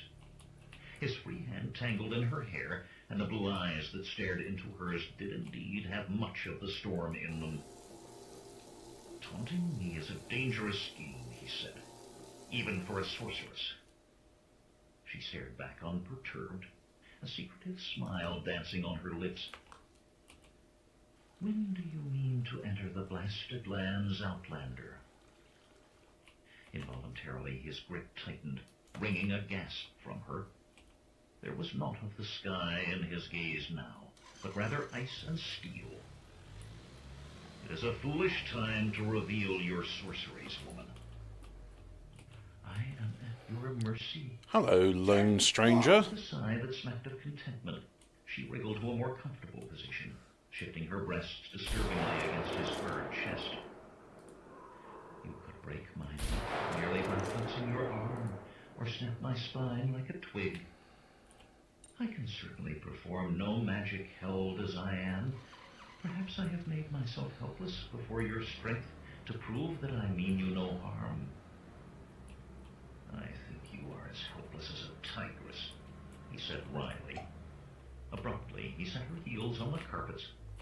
There was a tinge of disappointment in her eyes as she patted her hair back into place. Speak on, woman. What suspicions caused you to bend your magic to the reason of my coming? No magic except that of the mind, she laughed. You came in company with Tamur and others who I know crossed the villa yet to find and slay Baal-Shem. This handles a lot better than the Well, pickup. The horror of those days. For I was one of those who laid the wards that contain what lies within the blasted lands. Conan realized why Tamur had been agitated at hearing her name. Perhaps I, wishing to trade in Hyrcania, merely took Tamur into service. No, Conan. Tamur has many faults, but he and the others swore oaths to defy the ban on Baal-Shem's memory and avenge their blood. That they returned with you merely means that they think to find success in the blasted lands. Though their oaths led them to defiance, they know that violating the taboo means death for one of Hyrcanian blood, and so sought another to do the deed. Then why am I not fighting for my life against your warriors? She answered slowly, her voice tense, as if her words held import below the surface, as if there was danger in them for her, danger that she must carefully avoid. When the barriers were erected, I alone among the shamans believed that they were not enough. I spoke for pursuing Baal-Shem and destroying him. It's nice that it's got working gauges. Evil elsewhere, it would eventually return to haunt us. The others, fearing another confrontation with him, forced me. She stopped abruptly. Forced you to what? He growled. Swear oaths? What? Yes, she said, nodding eagerly. Both oath and Gias. Do I break that oath, I will find myself the next dawn scrubbing pots in the yurt of the most repulsive man, unable to magic the pain from a sore tooth or think beyond a desire to obey. Many take it ill that there is a line of women who use the powers, and they would as soon see it end with me. Again her words halted, but her eyes begged him to question further. What holds your tongue, woman? What oath did you swear? It took long enough to bring you to it, she sighed, tightness draining visibly from her face.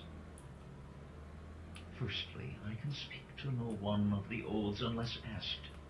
And no Hyrcanian No, but another guess the handling's not good in the snow. the blasted lands would ask. Betimes, one or another of them likes to taunt me with it. So you must trick me into asking, Conan muttered. Exactly. For the rest, I can aid no Hyrcanian to enter the blasted lands or act against Baal-Shem. Nor can I seek out any man to do those things. A broad smile spread over his features. But if a man who is not a Hyrcanian seeks you out, then I can help him. But he must be the right man, Outlander. I will not risk failure. Her mouth twisted as at a foul taste. Anator, the repulsive toad of whom I spoke, waits for me to fall into his hands. Death I would risk, but not a life with him till I am old and shriveled. But you will help me, he asked, frowning, if you are the right man. I think I know where I am now. The fire that burns backwards in time, and I must have a lock of your hair for that. In spite of himself, he took a step back. Hair, spittle, nail parings, anything that came from the body could be used in thaumaturgies that bound the one from whom they came. Do you think I need magics to bind you? Samara laughed, and swayed her hips exaggeratedly. Take it, then, he said. But a grimace crossed his face as she deftly cut a few strands from his temple with a small golden knife. Swiftly, then, she opened a series of small chests against a hanging, removing her paraphernalia. The hair was ground in a small hand mill. then mixed in an unadorned ivory bowl with the contents of half a score of vials, powders of violent hue and powerful stench, liquids that Oops. seethed and bubbled, and stirred No, with a lost the rod of lights. bone. Setting up a small golden brazier on a tripod, Samara filled it with ashes, smoothing them with the bone rod. Chanting words unintelligible to Conan, she poured the contents of the bowl onto the dead ash and set the bowl aside. Her voice rose, not in volume, but in pitch, till it pierced his ears like red-hot needles. Strange flames rose from the ash, blue flames, not flickering like ordinary fire, but rolling slowly like waves of a lazy sea. Higher that unnatural fire rose with Samara's words, to the reach of a man's arm. Unblinking, she stared into its depths as she spoke the incantations. A rime of frost formed on the outside of the golden dish that held the flames. The other fires in the chamber, the flickering lamps and blazing charcoal, sank low as if overawed or drained. The Sumerian realized that his fingernails were digging into his palms. With an oath, he unclenched his fists. He had seen sorcery. Well, that front's completely smashed. Redirected at him with deadly intent. He would not be affrighted by this. Abruptly, Samara's chanting stopped. Conan blinked as he looked into the golden dish. Half-burned pieces of wood now nestled among ash that was less than it had been. Then Samara set a golden lid atop the brazier, closing off the blue fire. For a long time she stared at And the fuel gauge works too. I assume the temperature gauge is Scores will die, she said bleakly. Among them, perhaps Baal-Sham. just for decoration. But the other three dials, they do work. Your bones may feed the twisted beasts that dwell trapped in that accursed place. Perhaps, he said. What means of divining is this? Even Shark does not so hedge his star readings about. The fire shows the many things which can be. Men choose which will be by their decisions. What is like a line, but at every decision that line branches in 2 directions or 10, and each of those will also branch until numbers beyond counting are reached. I will tell you this. If you enter, you or Baal-Sham or both will stare Erlik's minions in the eyes. But if you do not, you will surely die. 100 lines I examined, hoping to find an escape for you. And 100 times I saw you die, each time more horribly than the last. And if you do not enter, not only will you die, tens upon tens of thousands will perish fighting the spread of Baal-Sham's evil. And every day hundreds more will walk willingly to their deaths for his necromancies. Kings and queens will crawl on their bellies to worship at his feet. And such a darkness will cover the earth as has not been seen these many thousands of years, not since the attainted days of foul Acheron. Conan laughed mirthlessly. Then it seems I must try to save the world, whether I will or no. His blade leaped into his hand. He tested the edge carefully. If I must wager my life, the odds will grow no better for waiting. I will go to these blasted lands now. No, she said sharply. He opened his mouth. 2 of those as well. Night is best, it is true, but not this night. Think of the girl with you. When you have done this thing, you must go immediately, for others sit guardian besides me, and they will soon know what has been done. But she cannot stand, much less sit a saddle. Then I'll tie her across it, he answered gruffly. Already the battle rage was rising in him. If he was to die this night, he would not die easily. But if you let me bring her here, I can cure her sore flesh in a day. She will be able to ride by tomorrow night. Samara smiled. Many women have asked me to take the pain from a smarting rump, but this will be the first time I have used my powers for so low a purpose. The longer I wait, the greater the chance that someone else will remember Tamur.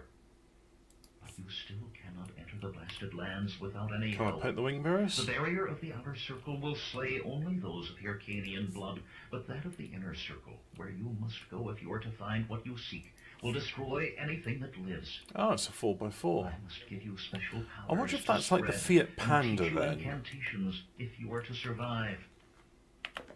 Then give them to me, he demanded. Instead, she untied her silk sash and tossed it aside. No Hyrcanian man, she said, staring him in the eye, will look at a shamaness as a woman. I have slaves, young men, full of vigor, but full of fear, Hey, too. get fucked! She began to undo the cords that held her garment. They touch me because I command it, but they do so as if I might shatter, afraid of hurting or angering. Until you keep your hands on me, no man in my entire life has touched me as a woman who will not break for a little roughness in a caress. I can wait for no longer. She slipped to the carpets and she stood in lush nudity, all white curves and womanly softness. Feet apart, she faced him, defiance in her eyes, fists on the swelling of her hips, shoulders thrown back so that her breasts seemed even fuller. There is a price for my aid. If that makes me a harlot, well, that is something I have never experienced, and I want to experience everything that a man and a woman can do to each other. Everything, Conan. The sword fall to the ground. Battle rage had changed Kaboom! to that sort of fire in his blood. Tomorrow night will be time enough for this anniversary, and pulled her into his embrace. 20. Early the next morning, Conan sent a message to Akiba that the Turanian was to see to the trading that day. Somehow, Yasbet was brought to the shamaness's yurt on a litter borne by two of Samara's muscular young male slaves. Samara scrambled, red-faced, to her feet, hastily pulling a silk robe around her nudity. The slaves glared at Conan with covert jealousy. Conan, why am I here? Yasbet almost wept. Lying face down on the litter, she winced at every movement. I hurt Conan. Your pain will soon be gone, he told her gently. Samara will see to you. Still blushing furiously, the shamaness led the litter bearers to another part of the yurt. Half a turn of the glass later, she returned, with high color yet in her cheeks. Conan lay sprawled on the silken cushions, occupying himself with a flagon of wine. Is that the last of it? I gave her a sleeping potion as well, she said. The spell took her pain away immediately, but she needs rest. It is best if that does not come from magic.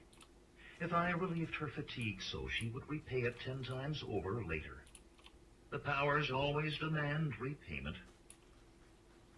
All the while she spoke, she remained across the chamber from him, rubbing her hands together as if in nervousness. He motioned her to him. Come sit, Samara. Yeah, Do the not make the me temperature play host gauge is under the your same. roof. I'd have expected For a it moment, to. she hesitated, and knelt gracefully beside him. I'd have expected it to have gone down by I now. had not mean to have my own slaves enter while I lay naked in a stupor of lust. Not to mention the woman of the man I am lying with. I feel strange to have your lover but a few paces away. Her ardor had surprised Conan in its fierceness. What she does not know will not harm her, he said, tugging her robe from a smooth shoulder. She slapped his hand away. Is that all women are to you? A tumble for the night and no more. Women are music and beauty and delight made flesh. He reached for her again. She shrugged him away and he sighed. So much for poetry, even when it was true. Someday I will find a woman to wed, perhaps. Until then, I love all women, but I'll not pretend to any that she is more to me than she really is. Now, are you ready to remove that robe? You know not your own vigor, she protested. Attempting to stretch, she stopped with a wince. I am near as much in need of aid for sore muscles as that poor girl. In that case, I might as well return to Akiba and the others, he said, getting to his feet. No, she cried. Ripping the robe from her, she scrambled on her knees to throw her arms around his legs. Please, Conan, stay. I will keep you here by brute force if I must. Brute force? He chuckled. She gave a determined nod. Laughing, he let her topple him to the pillows. By 2 glasses after sunfall, he was ready to go. Briefly, he looked in on Yazbet. She slept naturally now. The potion had worn off. He brushed her cheek with his fingers, and she smiled without waking. When he returned to the large chamber, Samara had donned her kirtle and put on a somber mien as well. You have the powder, she demanded. You must take care not to lose it. It is here, he replied, touching the pouch that hung from his belt along with sword and dagger. Within were 2 small leather bags containing carefully measured powders that would weaken the barrier of the inner circle enough for him to pass it. 1 portion for entering and 1 for leaving. The incantation. You remember the incantation? I remember. Do not worry so. So I go... He tried to put his arms around her, but she stepped back out of his go embrace, around it, her right? face a mask. The gods be with you, Conan. She swallowed and whispered, and with all of us. There was more help in steel than in gods, Conan thought, as he went into the night. The moon hung bright in a cloudless sky, bathing the countryside in pale light, filling the camp with shadows. It seemed a place of the dead. That's the way out. Camp. No one was about, and even the guard dogs huddled close to the yurts, only lifting their heads to whine fretfully as he passed. He gathered his cloak against the chill of the wind, and against a chill that was not of the wind. Akiba, Sharok, and Tamur were waiting, as they had agreed, east of the crescent of yurts. The rest of the Hyrcanians remained in their small camp, so that it should not be found empty. The horses remained in camp as well. The sound of hooves in the night might attract unwanted attention. Tamur peered beyond Conan nervously and whispered, She did not come with you, did she? No, Conan said.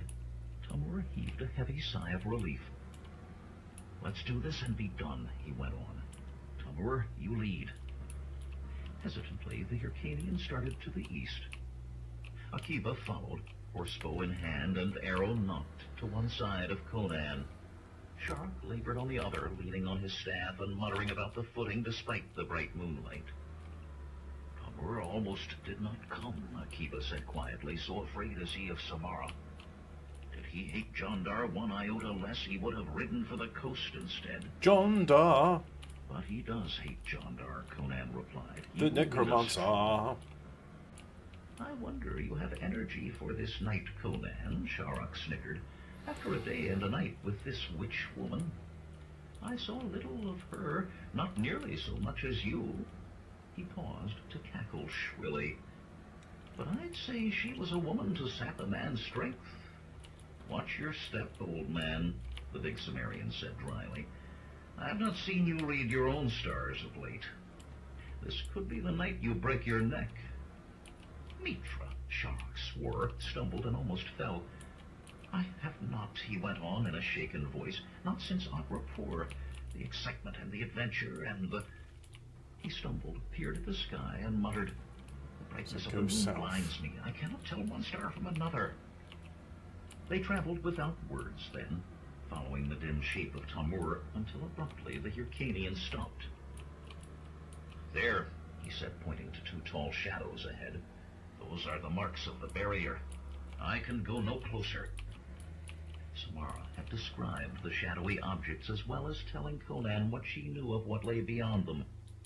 Around the perimeter of the outer circle, huge pillars of crude stone had been set, thrice the height of a man and 4 times as thick. To pass those stelae meant death for one of Hyrcanian blood. There is no need for me to accompany you, Conan, Sharok said. My eyes, I would be more hindrance than help. No, I must remain here and learn what I can of our prospects from the stars. He suddenly clutched the arm of a surprised Tamur and though the Hyrcanian tried to shake himself free, Sharrock clung tightly, pulling on the other man. Can you tell one star from another, Hyrcanian? No matter. I will tell you what to look for. Come. The two moved off to the side, Tamur still jerking futilely at his arm. I at least will come with you, Akiba said. But Conan shook his head. Samara told me that any who enters other than myself will die. She had said no such thing, but what she did say convinced him that 2 men or 50 would have no better chances of survival than 1, and perhaps less. Oh, then I will await your return, Sumerian. You are an odd fellow, but I like you. Fare you well. Conan clapped the slighter man on the shoulder. Take a pull at the hell horn, and you get there before me, Akiba. What? 'Tis a strange thing to say. Other countries, other customs, Conan said. It is a way of saying fare you well. His amusement faded abruptly as he eyed the stone pillars. It was time to be on with it. His blade slid from its scabbard, steel rasping on leather. Oh, so apparently I get the full indicator before they're starting the car's ignition. Well, you take a pull at the... whatever it was you said. But Conan was already moving forward. Without pausing, the Sumerian strode by the crude pillars, sword at the ready.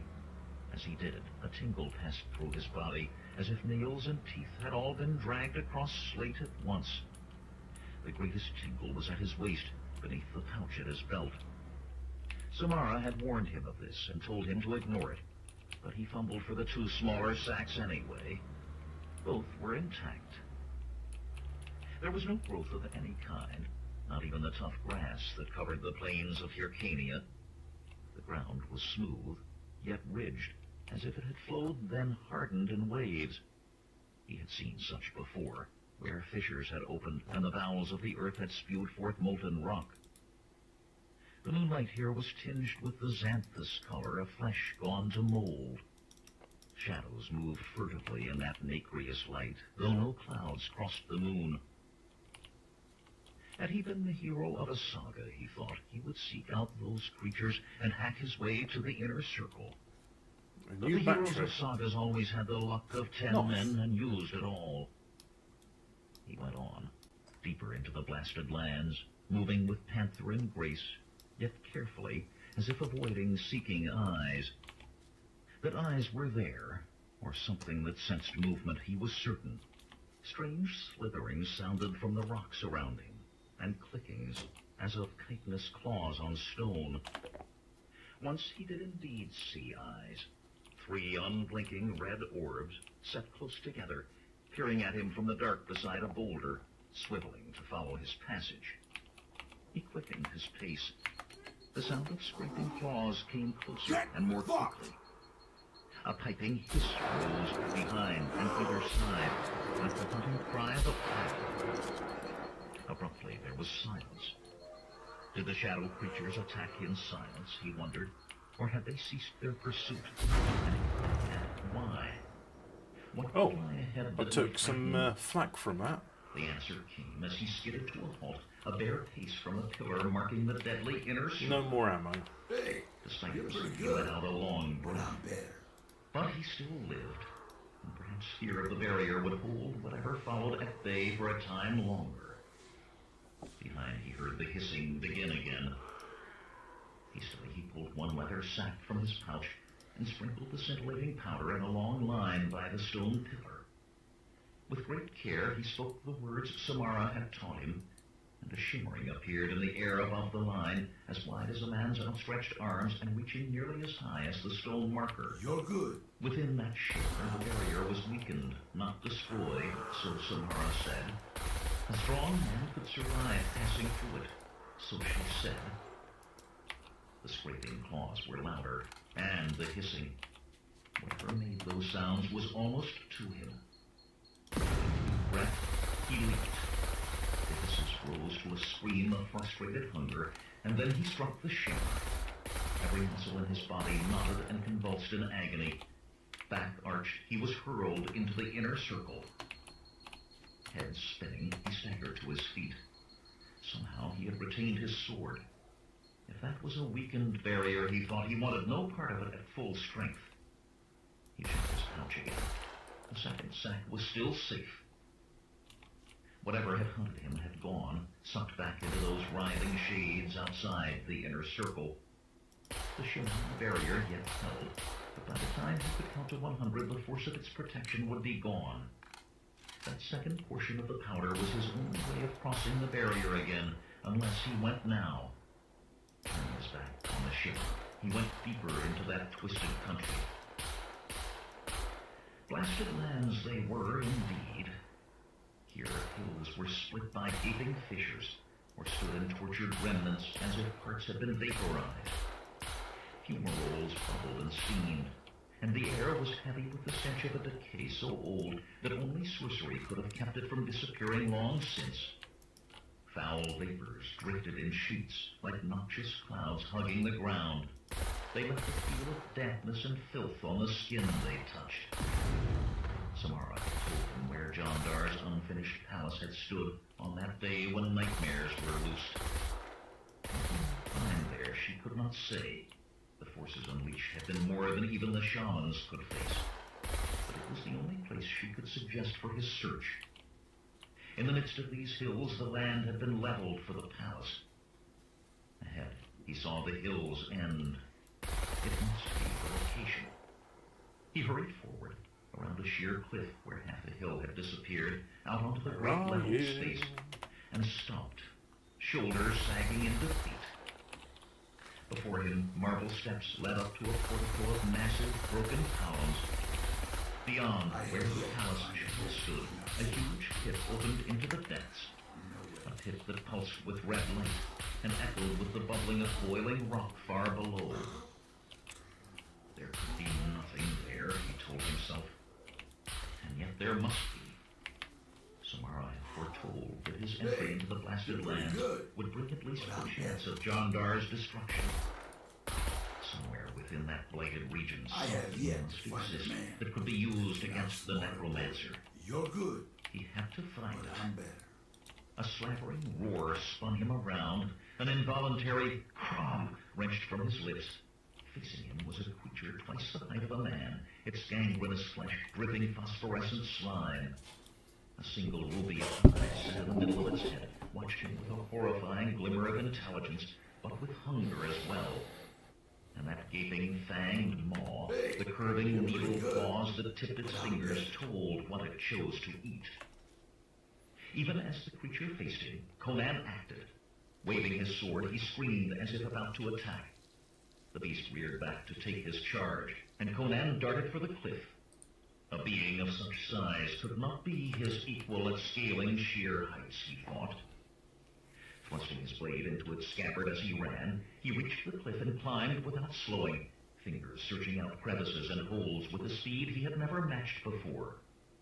Chances he would have eschewed if men had pursued him, he now took as a matter of course, hooking his fingernails in cracks he could not even see, planting his feet on stone that crumbled at his weight, yet moving with such desperate quickness that he was gone before its crumbling was complete. Catching the top of the cliff, he heaved himself over, lay with chest heaving. A slime-covered, clawed hand slammed down a hand's breadth from his head. Cursing, Conan rolled to his feet, blade whispering into his grip. Its eye above the rim of the cliff, the beast saw him and roared, clawing with its free hand for him instead of securing its hold.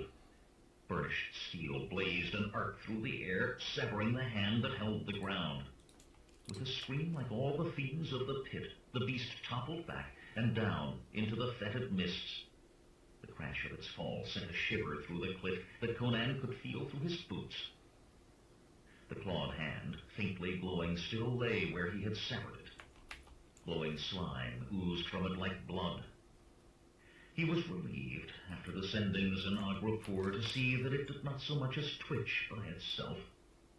With the tip of his sword, he flipped it into the vapors below. Even through the clouded gloom, Conan could yet see the broken pillars of John Dar's palace. From his vantage point, they were outlined in the fiery glow from the pit. No use could he see in returning there, however. His search must lead elsewhere. He started down the steep slope that backed the cliff, leaping to cross the fissures that slashed and reslashed the terrain, dodging among boulders, crazed with 1,000 lines like ill-mended pottery, abruptly lost in fetid gray curtains of drifting mist, then as suddenly revealed again. Stone clattered against stone behind him toward the top of the precipitous slope. Weighing the broadsword in his hand, Conan peered back, attempting in vain to pierce the sheets of fog. He could have missed seeing some small creature on the cliff top in the mists. A thud, as of heavy body falling, drifted down to him. He could not have missed something large enough to... Then the one-eyed beast was rushing at him out of the vapors, clawed hand and the stump of its severed wrist both raised to strike. Conan leaped back and found himself falling into a gaping fissure. Twisting like a great cat, he caught the rock rim, slammed against it supported only by a forearm. Dislodged stone rattled into the depths of the broad crack, the sound dwindling away without striking bottom, as if the drop went on forever. The beast was moving too fast to stop. With a roar of frustrated rage, it leaped for the far side of the fissure, its lone red eye glaring at the big Cimmerian. Awkwardly, Conan thrust up at the creature with his broadsword as it passed over him. Snarling, the beast curled into a ball to avoid the blade, hit heavily on the other side of the wide crack, and went rolling down the steep slope, its cries of fury ripping through the fog. Hurriedly, Conan pulled himself out of the fissure. Silence descended abruptly, but he took that for no sign of the beast's demise, not now. As if to confirm his dire suspicions, came the sound of scrabbling claws and hungry panting. The creature yet survived and was climbing toward him. Being above on the slope might give him slight advantage, perhaps, but the young Cimmerian had not come to this hellish place to slay monsters. He began to run down the length of the crevice, cursing under his breath at every stone that turned beneath his boot and clattered downhill. Sheer distance from where the thing had last seen him would be his safeguard. At least it would be so long as the beast did not hear him and follow. Had he half the luck of those ill-begotten heroes of the thrice-accursed sagas, the creature would make bootless search of the hill while he completed his own quest. Halting, he pricked his ears for sounds of the one-eyed beast, and heard it still directly below him, but nearer now. Black Erlic's bowels and bladder. He wished he had half a score of those feckless spinners of tales there with him, to see what trials men of flesh and bone faced when confronted with the monsters so easily dispatched with words in a market square. He would have fed 2 or 3 of them to the beast feet first. And he was forced to face the creature, and he could see no other way. The time and the place were as any others. Did he continue to run, the facing would merely be at another place. Perhaps when he had run himself to exhaustion, mayhap it would be off balance for a moment, leaping across the fissure from downslope. If he attacked then... At that moment he noticed that the fissure he had Yeah, followed put some had dwindled bullets to in a my hand-span shoes. crack. Give me a spring in my For a step. moment the Cimmerian was too angry even to curse. For a simple lack of keeping his eyes open, he had placed himself in worse danger. The great beast was no more than 50 paces straight down the slope, with only the steepness to slow it, and naught between it and... Straight down the slope, he peered toward the climbing beast. Its red eye was visible, glowing, as was the pale, leprous phosphorescence of its body. And it was making better going of the shattered hillside than any human could have. It seemed to move with the speed and tenacity of a leopard. Conan knew he needed a long head start on the creature if he was to escape it long enough to carry out his search. Still, the merest breath of a chance had come to his brain as fresh air in the foulness about him.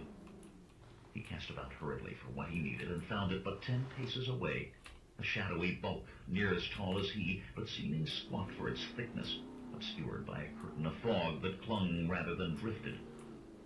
Quickly his eyes sought the beast. Some 40 paces below, the glowing mass edged sideways until it was once more directly below the Cimmerian. 40 paces. Conan waited. The slavering beast clawed its way nearer. Nearer. 35 paces. 30. Conan could hear its rasping pant now. Ravenous hunger was in it as well, and in that sanguinary eye was something else. A pure desire to kill, divorced from the need for meat. The hairs on the back of his neck stirred. 25 paces. 20. Conan drifted back through the sheet of filthy gray mist behind him. Screaming with rage, not to be denied, the creature quickened its climb. Knees bent, Conan set his broad back to the uphill side of the boulder he had chosen and heaved. Shrieks of primordial rage echoed over the hills. The Cimmerian's every thew strained.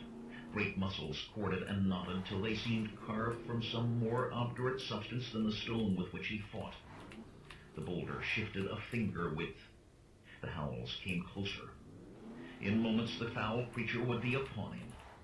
The sweat of effort at the limits of human ability rolled down Conan's face and chest. The great stone moved again. And then it was rolling free. Conan spun in time to see the boulder strike the now narrow crack in the hillside, bound into the air, and catch the monstrous creature full in the chest. Even as the beast was borne backward down the slope, screaming and clawing at the massive stone as if it were a living enemy, Conan set off at a dead run diagonally down the hill, leaping crevices with reckless disregard for the dangers of falling, racing toward the barrier. He did not intend to leave the inner circle yet, but neither did he believe the boulder would slay the one-eyed beast. He would not believe that being could die until he had seen it dead. Or perhaps it already was. He had seen stranger things, but in the outer circle the unseen things with claws had feared to approach the barrier. Could he reach those deadly wards before the one-eyed creature freed itself? It was possible the monstrous being would not search for him there. Through curtains of noxious mist, Conan ran like a ghostly panther, past pools of bubbling, steaming mud and geysers that sprayed boiling fountains into the night. The columns marking the barrier appeared ahead in the sickly, sallow moonlight. In a silent rush, the one-eyed beast hurtled from the fog, lunging for Conan. Desperately, the Cimmerian threw himself aside. Scythe-like claws ripped across the front of his tunic, slashing it to tatters. He rolled to his feet, broadsword at the ready, facing the towering creature. Rumbling growls sounded deep in the beast's throat as it edged toward him. It had learned respect for the steel that had taken its hand. Blood trickled down Conan's chest from 4 deep gashes, but that was not what concerned him at the moment, nor even the fangs that hungered for his flesh. Fumbling at his belt with his free hand, he swallowed hard. The pouch was gone, torn away by those dagger claws, and with it the powder he needed to cross the barrier. With the thought, his eyes drifted toward the marking columns, and there, at the base of a rough-hewn monolith, lay the pouch and his hope of escape. Slowly, keeping the point of his sword directed at the glowing beast, Conan began to edge sideways toward the crude pillar. The creature hesitated, and a twisted intelligence shone in its eye as it too saw the pouch. As if divining the importance of what lay within, the slime-covered giant darted to stand over the small leather sack, almost touching the deadly barrier. Its fanged mouth twisted in what seemed almost a mocking smile. Thus for the beast fearing the barrier, Conan thought. And if good reasons, so it would not leave the pouch for him to find, even did he manage to lead it away. It seemed that Ehrlich was enfolding his cloak of unending night about him, yet a man was not meant to accept his own death meekly. Crom! Conan roared, and attacked. Crom and steel! Fangs smeared in a snarl, the creature dashed to meet him, but Conan did not mean to come to grips with the foul beast. At the last instant, he dropped into a crouch, still moving, blades slashing across a belly of deathly Argentine flesh, covered with glowing slime, and ducked beneath Argentine flesh? I assume that means silvery. For an instant, Conan was snubbed short. Then cloth ripped, and he was beyond the beast, with the tatters of the garment dangling down his back. Barely slowing, Conan bent to snatch his pouch from the ground, pivoted on one foot, and raced down the line of barrier stones. Stones grated close behind, in the Cimmerian world, broadsword striking at a clawed hand descending toward his head.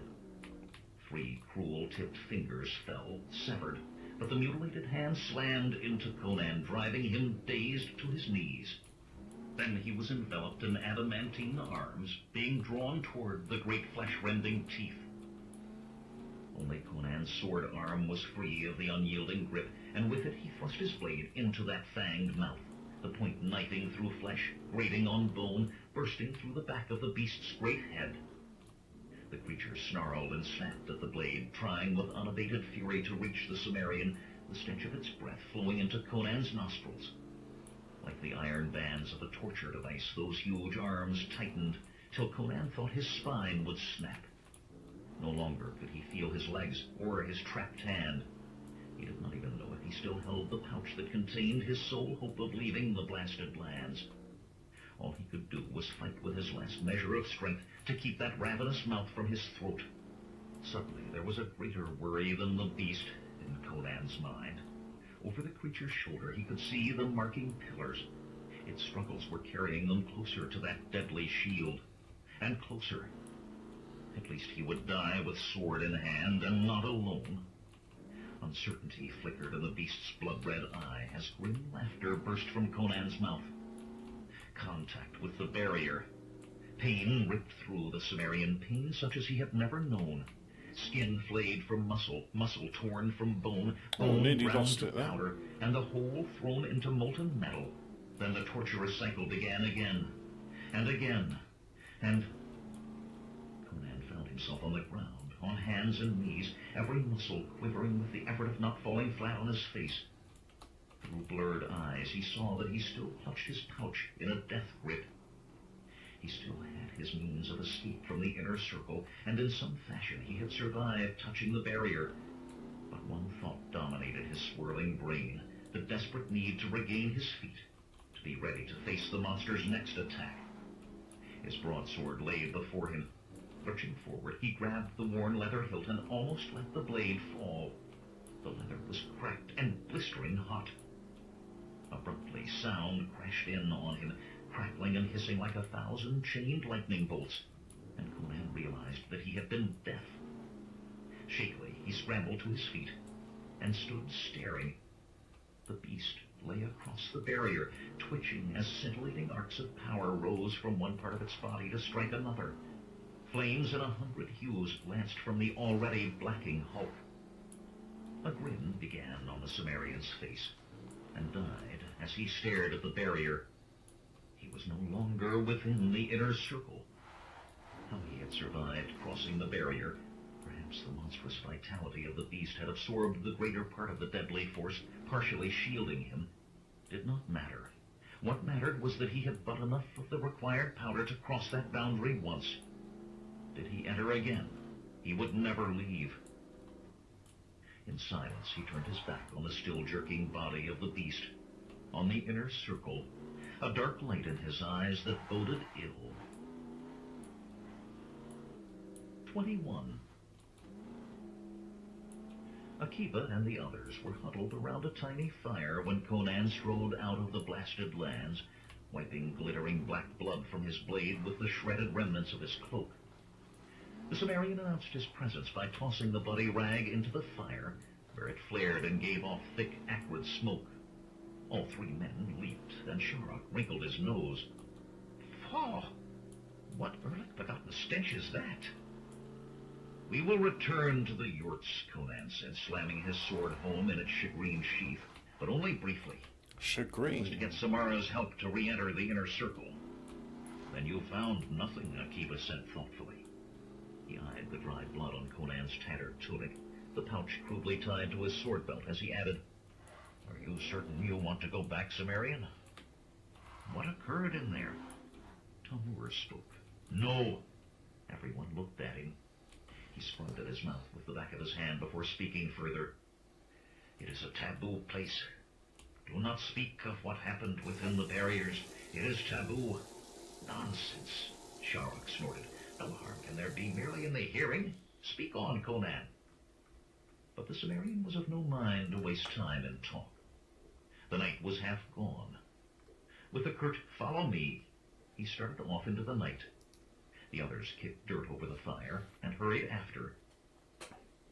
As soon as they arrived at Samara's yurt, Conan motioned the rest to wait and ducked inside. The interior was dark. Not so much as a single lamp was lit, and the big charcoal fire was coal ash. Strange, Conan thought. Samara at least would have remained awake to hear what he had found. Then the unnatural silence of the yurt struck him. There was a hollow emptiness that denied the presence of life. His broadsword eased into his hand almost of its own accord. He started across the carpets, picking his way among the scattered cushions. Suddenly his foot struck something firmer than a cushion, yet yielding. With a sinking of his stomach, he knelt. His fingers felt along a woman's contours, the skin clammily cold. "Conan, look out!" Akiba shouted from the entrance. Conan threw himself into a diving roll, striking something that bounced away with a clatter of brass, and came up in a wary crouch with his sword at the ready. Just as he picked out the shadow of what could have been a man, something hummed from the entrance and struck it. Stiffly, the dim shape toppled to the ground with a thud. You're good, but I'm... "It's a man," Akiba said uncertainly. "At least I think it's a man. But it did not fall as a man falls." Cleansing for what he had knocked over. It was a lamp with only half the oil spilled. Fumbling flint and steel from his pouch, he lit the wick. The lamp cast its light on the body he had stumbled over. Samara lay on her back, dead eyes staring up at the roof of the yurt. Blended determination and resignation were frozen on her features. "She knew," Conan murmured. "She said if I entered the blasted lands, many would die." The sun healed the night to the shape that had fallen so strangely. Akiba's arrow stood out from the neck of a yellow-skinned man in black robes, his almond eyes wide with disbelief. Conan prodded the body with his sword and started in surprise. The corpse was as hard as stone. "At least she took her murderer with her," Conan growled, "and avenged your Zoran." "'Tis not he, though he is very like," Akiba said. "I will remember to my tomb the face of the man who killed my daughter, and this is not he." Conan shifted the light again, back to Samara. "I could have saved her," he said sadly, though he had no idea of how. Had she told me? That's it. Hey, Yasbet, I have leaping yet his to feet, he find searched a man. furiously through the other curtain compartments of the yurt. The structure was a charnel house. Slaves, male and female alike, lay in tangled heaps of cold flesh. None bore a wound any more than did Samara, but the face of each was twisted in horror. Nowhere did he find Yasbet. When he returned to Akiba, Conan was sick to his stomach. Many would die if he entered the blasted lands. Samara had said there were many branchings of the future. Could she not have found one to avoid this? Jandar sent more than this one to follow us, he told the Turanian. Yasbet is gone and the others are dead. All of them. Before Akiba could speak, Tamur stuck his head into the yurt. "There are stirrings." His eyes lit on Samara's body in the pool of lamplight. "Ka'avan, one father, protect us. This is Right, the time to cause. reload. We will all be gilded, flayed alive, impaled." "What are you talking about?" Conan demanded. "The cause of what?" "The yurts of the other shamans," Tamura replied excitedly. "Men are gathering there, even though none like to venture into the night this close to the blasted lands." Akiba grunted. They must have sensed the death of one of their own. "But they'll not find us standing over the bodies," Conan said, pinching the lamp wick between his fingers. The dark seemed deeper once that small light was gone. He started for the door flap. Outside, Sharok leaned on his staff and peered toward the distant torches that were beginning to move toward Samara's yurt. The mutters of the men carrying those lights made a constant angry hum. The old astrologer jumped when Conan touched his shoulder. "Do we return to the blasted lands, Conan? We must do it now. This lot will take it unkindly, our wandering their camp at night." "Yasbet is gone," Conan told him quietly. "Taken or slain. Samara is dead." Sharok gasped. Conan turned away, and Sharok, after one quick glance at the approaching torches, fell silently in behind the others. As four shadows, they made their way between the dark yurts, out onto the plain, and hurried toward their camp, ignoring as best they could the rising tumult behind them. Then a great shout rose, a cry of rage from 100 throats. Akiba quickened his pace to come abreast of Conan. "They have found her," the Turanian said, "but may not think we slew her." "We are strangers," Conan laughed mirthlessly. "What would your soldiers do if a princess of Agrapur were murdered and there were outlanders close to hand?" The Turanian sucked air between his teeth. "Mitra sent us time to get to our horses." With no more words, the four men broke into a run, Conan and Akiba covering the ground with distance-eating strides. Tamur ran awkwardly, but with surprising speed. Even Sharok kept up, wheezing and puffing, and finding breath to complain of his years. "Awake!" Tamur cried as they ran into their dark camp. The fires had burned low. "To your horses!" Nomads rolled instantly from their blankets, booted and clothed, seized their weapons, and stared at him blankly.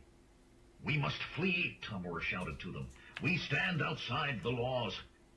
Leaping as if pricked, they darted for the horses. Tamur turned to Conan, shaking his head. "We shall not escape. We ride reedy coastal stock. Those who pursue will be astride war mounts. Our animals will drop before dawn, while theirs can maintain a steady pace all the way to the sea." "The pack horses," Conan said, "will they carry men?" Tamur nodded. "But we have enough mounts for everyone." "What if," Conan said slowly, "when our horses are about to fall, we change to horses that, if tired somewhat from running, have at least not carried a man? Yet to find a man. And when those are ready to fall?" He looked at the others questioningly. He had heard of this in a tavern, and tavern tales were not always overly filled with truth. "We have several extra mounts for each man. Even these war mounts cannot outrun them all, can they?" "It could work," Tamur breathed. "Ka'avan one, Father, watch over us. It could work." Akiba nodded. You're good. "I should have thought of that. I've heard this is done on the southern frontier." Man. "But the trade Lifting out goods," smaller Sharok bullet. complained. "You'll not abandon. Will you die for them?" Conan cut him off and ran for the hobbled pack horses. The others followed at his heels, the old astrologer last and slowest. The nomads wasted no time once Conan's idea was explained to them, hastily fumbling in the dark with bridles, finishing just as roaring horsemen burst from among the Hyrcanian yurts. Conan wasted but a single moment in the thought of the gold from their trading, and the greater part of his own gold hidden in a bale of tanned hides. Then he scrambled onto his mount with the others, lashing it into a desperate gallop. Death rode on their heels. Hey, you're pretty As they good. entered the tall, scrub-covered sand dunes on the coast, 4 men rode double, and no spare horses were left. The sweat-lathered mounts formed a straggling line, but no man pressed his horse for fear of the animal's collapse. In the sky before them the sun hung low. The 2 days' journey had consumed less than one with the impetus of saving their lives. Conan's shaggy mount staggered under him, but he could hear the crash of waves ahead. "How much lead do we have?" he asked Akiba. "Perhaps 2 turns of the glass, perhaps less," the Turanian replied. "They held their animals back, Cimmerian, when they saw they would not overtake us easily," Tamur added. His breath came in pants, almost as heavy as those of his mount. He labored the beast with his foot, but without real force. "Ours will not last much longer, but theirs will be near fresh when they come up on us."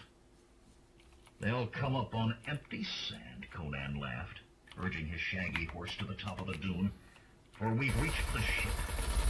Words and laughter trailed there goes away the as he stared at silencer. the beach beyond. The sand was empty, with only the cold remains of fires to show he had come to the right place. I have yet to find Far a out man. on the water, a ship could be seen. A bit of triangularity, speaking of foam dancers' lateen sail. "I never trusted that slime spawn, Mukhtar," Akiba muttered. "The horses are played out, Conan, and we're little better. This stretch of muddy sand is no fit place to die, if any place is fit. But 'tis time to think of taking a few enemies with us into the long night. What say you, Cimmerian?" Conan, wrestling with his own thoughts, said nothing, So far he had come in his quest for a means to destroy Jandar, and what had come of it? Samara dead, and all her slaves, Yazbek taken by Jandar's henchmen. Even in small matters the gods had turned their faces from him. The trade goods for which he had spent his 100 pieces of gold, and hard-earned gold it was, too, for the slaying of a friend, even one ensorcelled to kill, were abandoned. Of the gold, but 2 pieces nestled in his pouch, with flint, steel, Samara's pouch, and a bit of dried meat. Now he had fallen short by no more than half a turn I of the have glass. yet to find a man that Mukhtar can had not even outsmart waited him. to discover that Conan lacked the coin to pay for his return voyage. Though under the circumstances, a show of steel would have disposed of that quibble. "Are you listening?" Akiba demanded of him.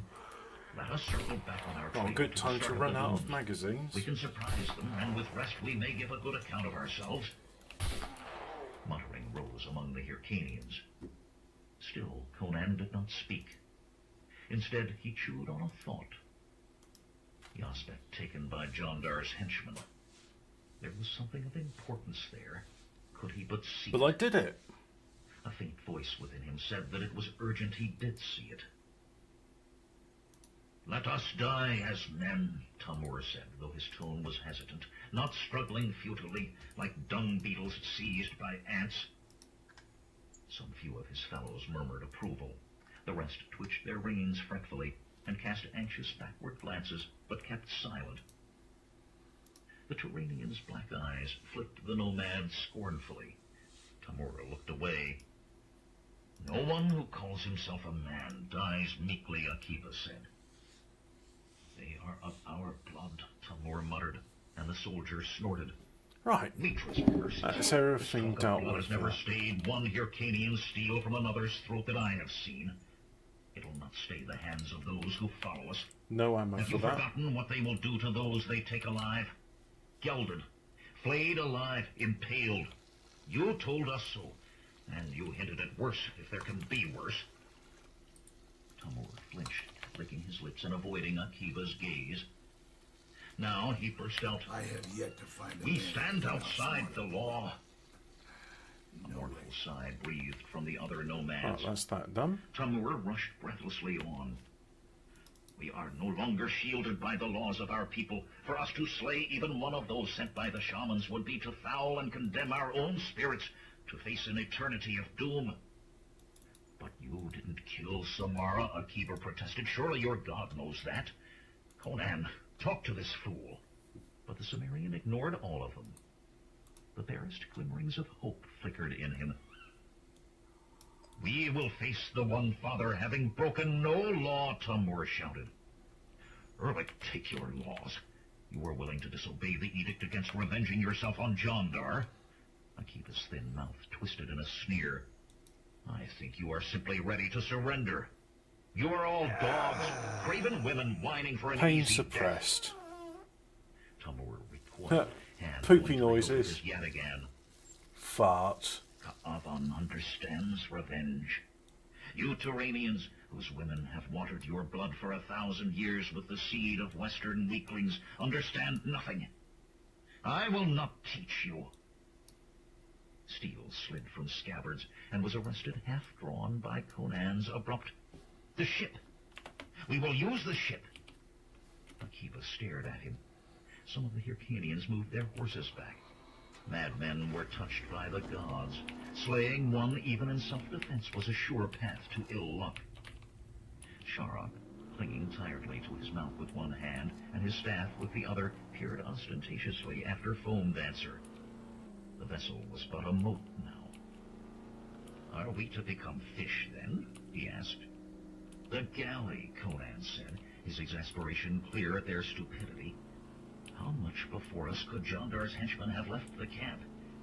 And they had no reason to ride as we did, for no one was pursuing them.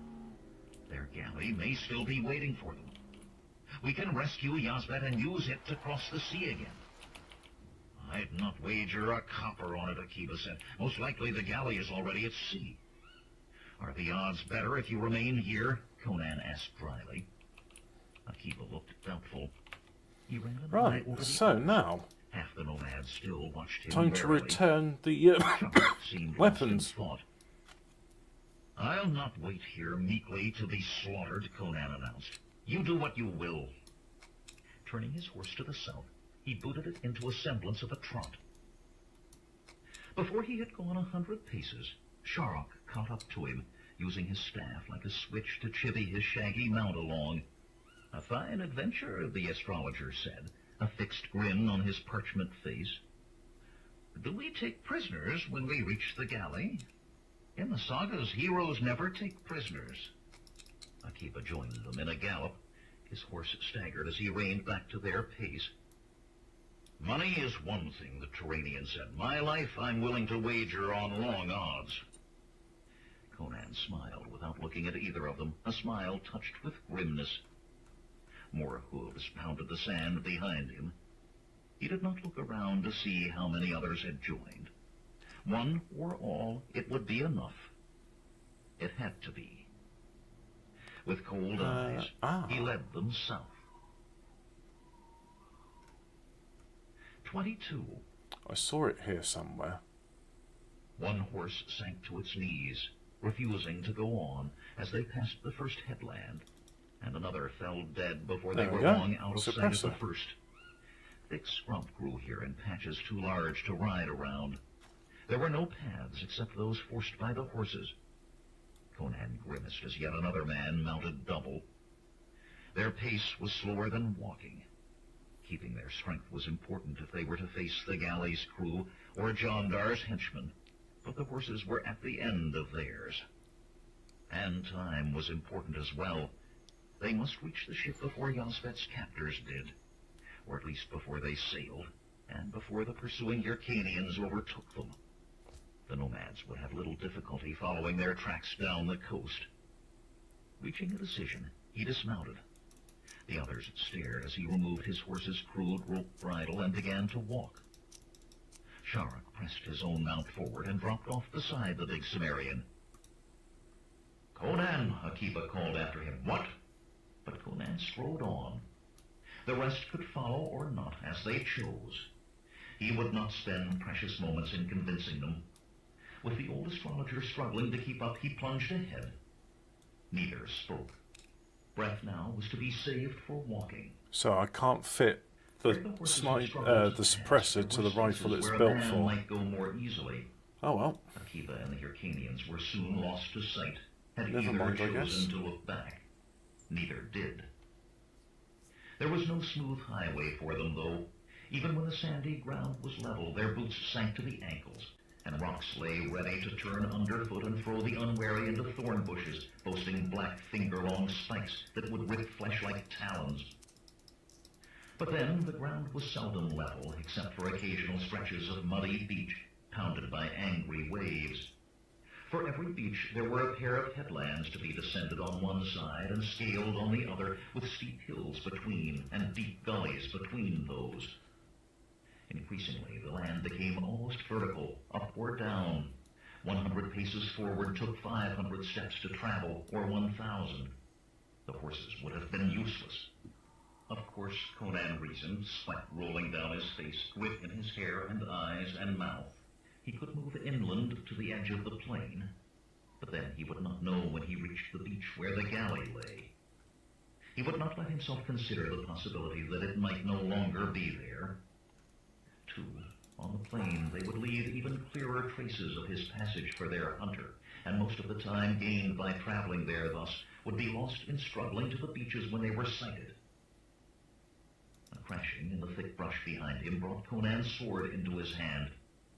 Cursing, Akiba stumbled into sight, his dark face coated with sweat and dust. Ah, another 2 magazine. more horses died, the Turanian said without preamble. And another went lame. Doing the pee-pee dance again. Is right behind me. You'll catch up if you wait.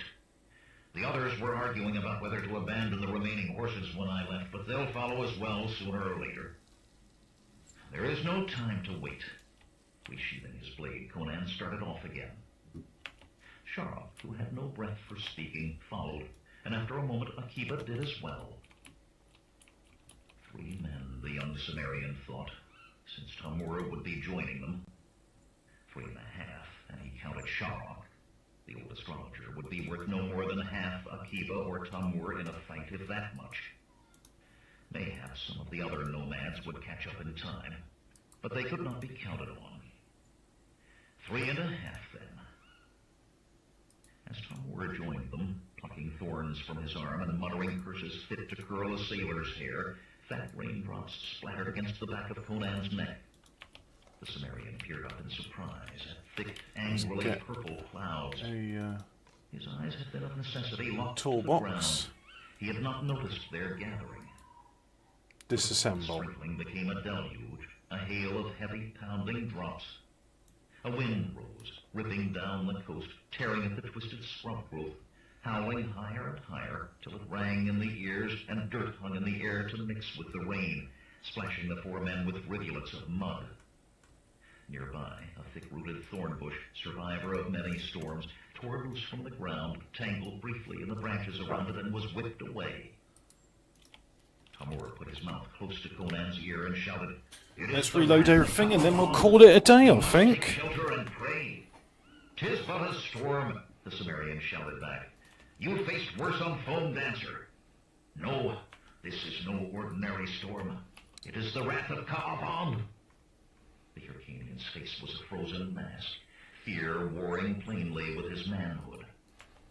It comes with no warning, and when it does, men die. Horses are lifted whole into the air, and yurts with all in them to be found smashed to the ground far distant, or never to be seen again. We must shelter for our lives.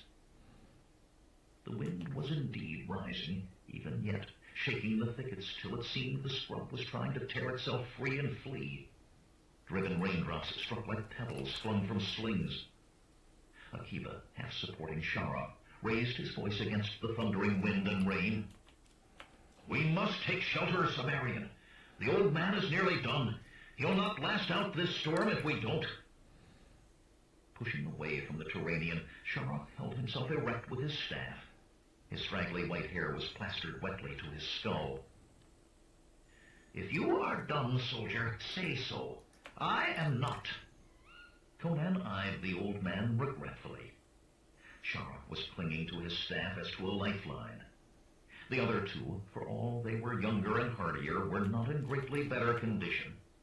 Akiba's black face was lined with weariness, and Tamur, his fur cap a sodden mass hanging about his ears, swayed when the wind struck him fully. Yet there was Yazbet. How many of your nomads followed Tamur? He asked finally. Will they catch up if we wait? All followed, Tamur replied, but Hyrcanians do not travel in the wrath of Ka'avan. It is death Cimmerian. John Dar's henchmen are not Hyrcanian, he shouted against the wind. They will travel. The storm will hold the galley. We must reach it before the wind does, and they put to sea. They and Yazbek will surely be aboard by then. If you will not go with me, then I go alone.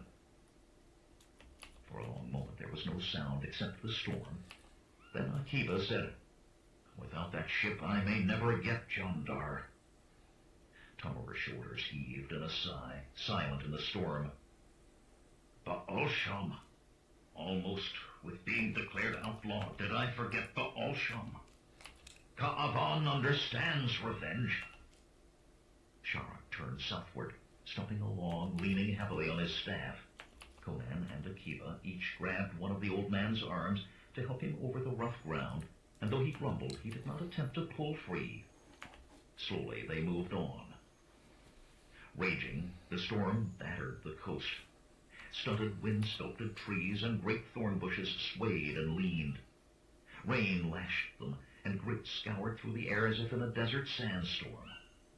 The wind that drove all before it drowned all sound in a demonic cacophony, till no man could hear the blood pounding in his own ears, or even his own thoughts. It was because of that unceasing noise that Conan looked back often, watching for pursuit. Tamur might claim that no Hyrcanian would venture abroad in the wrath of Ka'avan, but it was the Cimmerian's experience that men did what they had to, and let gods sort out the rights and wrongs later. So it was that he saw his party had grown by one in number, then by two more, and by a fourth. rain-soaked and wind-ravaged, the grease washing from their lank hair and the filth from their sheepskin coats. The rest of Tom Moore's followers staggered out of the storm to join them, faces wreathed in joyous relief at the sight of the others. What had driven them to struggle through the storm? Desire for revenge on John Dar? Fear of their pursuers? Or terror of facing the wrath of Ka'avan alone? Conan did not care. Their numbers meant a better chance of rescuing Yazdat and taking the galley. With a stony face that boded ill for those he sought, the huge Cimmerian struggled on into the storm. It was while they were scaling the slope of a thrusting headland, a straggling file of men clinging with their fingernails against being Is that hurled it? into the sea, Is that all my that the ammo? wind and rain abruptly died. I think. Above, the dark clouds roiled, Yep. and waves still crashed. We are against done. the Right. wind. Okay. Comparative I have silence yet to filled the find a unnaturally man still who can air. outsmart a bullet. It's done. You're good. Conan called to those below, and we survived. Not even the wrath of a god can stop us. Get fucked! But for all his exuberant air, he began to climb faster. Nope, still one magazine Storm left. done, the galley could sail. Tamur cried out something, but Conan climbed even faster. Scrambling atop the headland, he darted across and almost let out a shout of joy. Below a steep drop was a length of beach, and drawn up on it was the galley. Immediately he dropped to his belly to avoid watching eyes from below and wriggled to the edge of the drop. The vessel's twin masts were dismounted and firmly lashed on frames running fore and aft. No doubt they had had time to do little more before the storm broke on them. Two lines That's inland, it. two Right. anchors in the Okay. booms Well, to hold the ship against if you the have been action of the watching and waves. listening And the along galley since had been winched well up to off the now, beach, yet thanks the very waves had- much. But we're done, and we'll try and do a bit of this before I get going. So, thanks for watching. Go away now. I'm not a communist. I don't know where you'd cast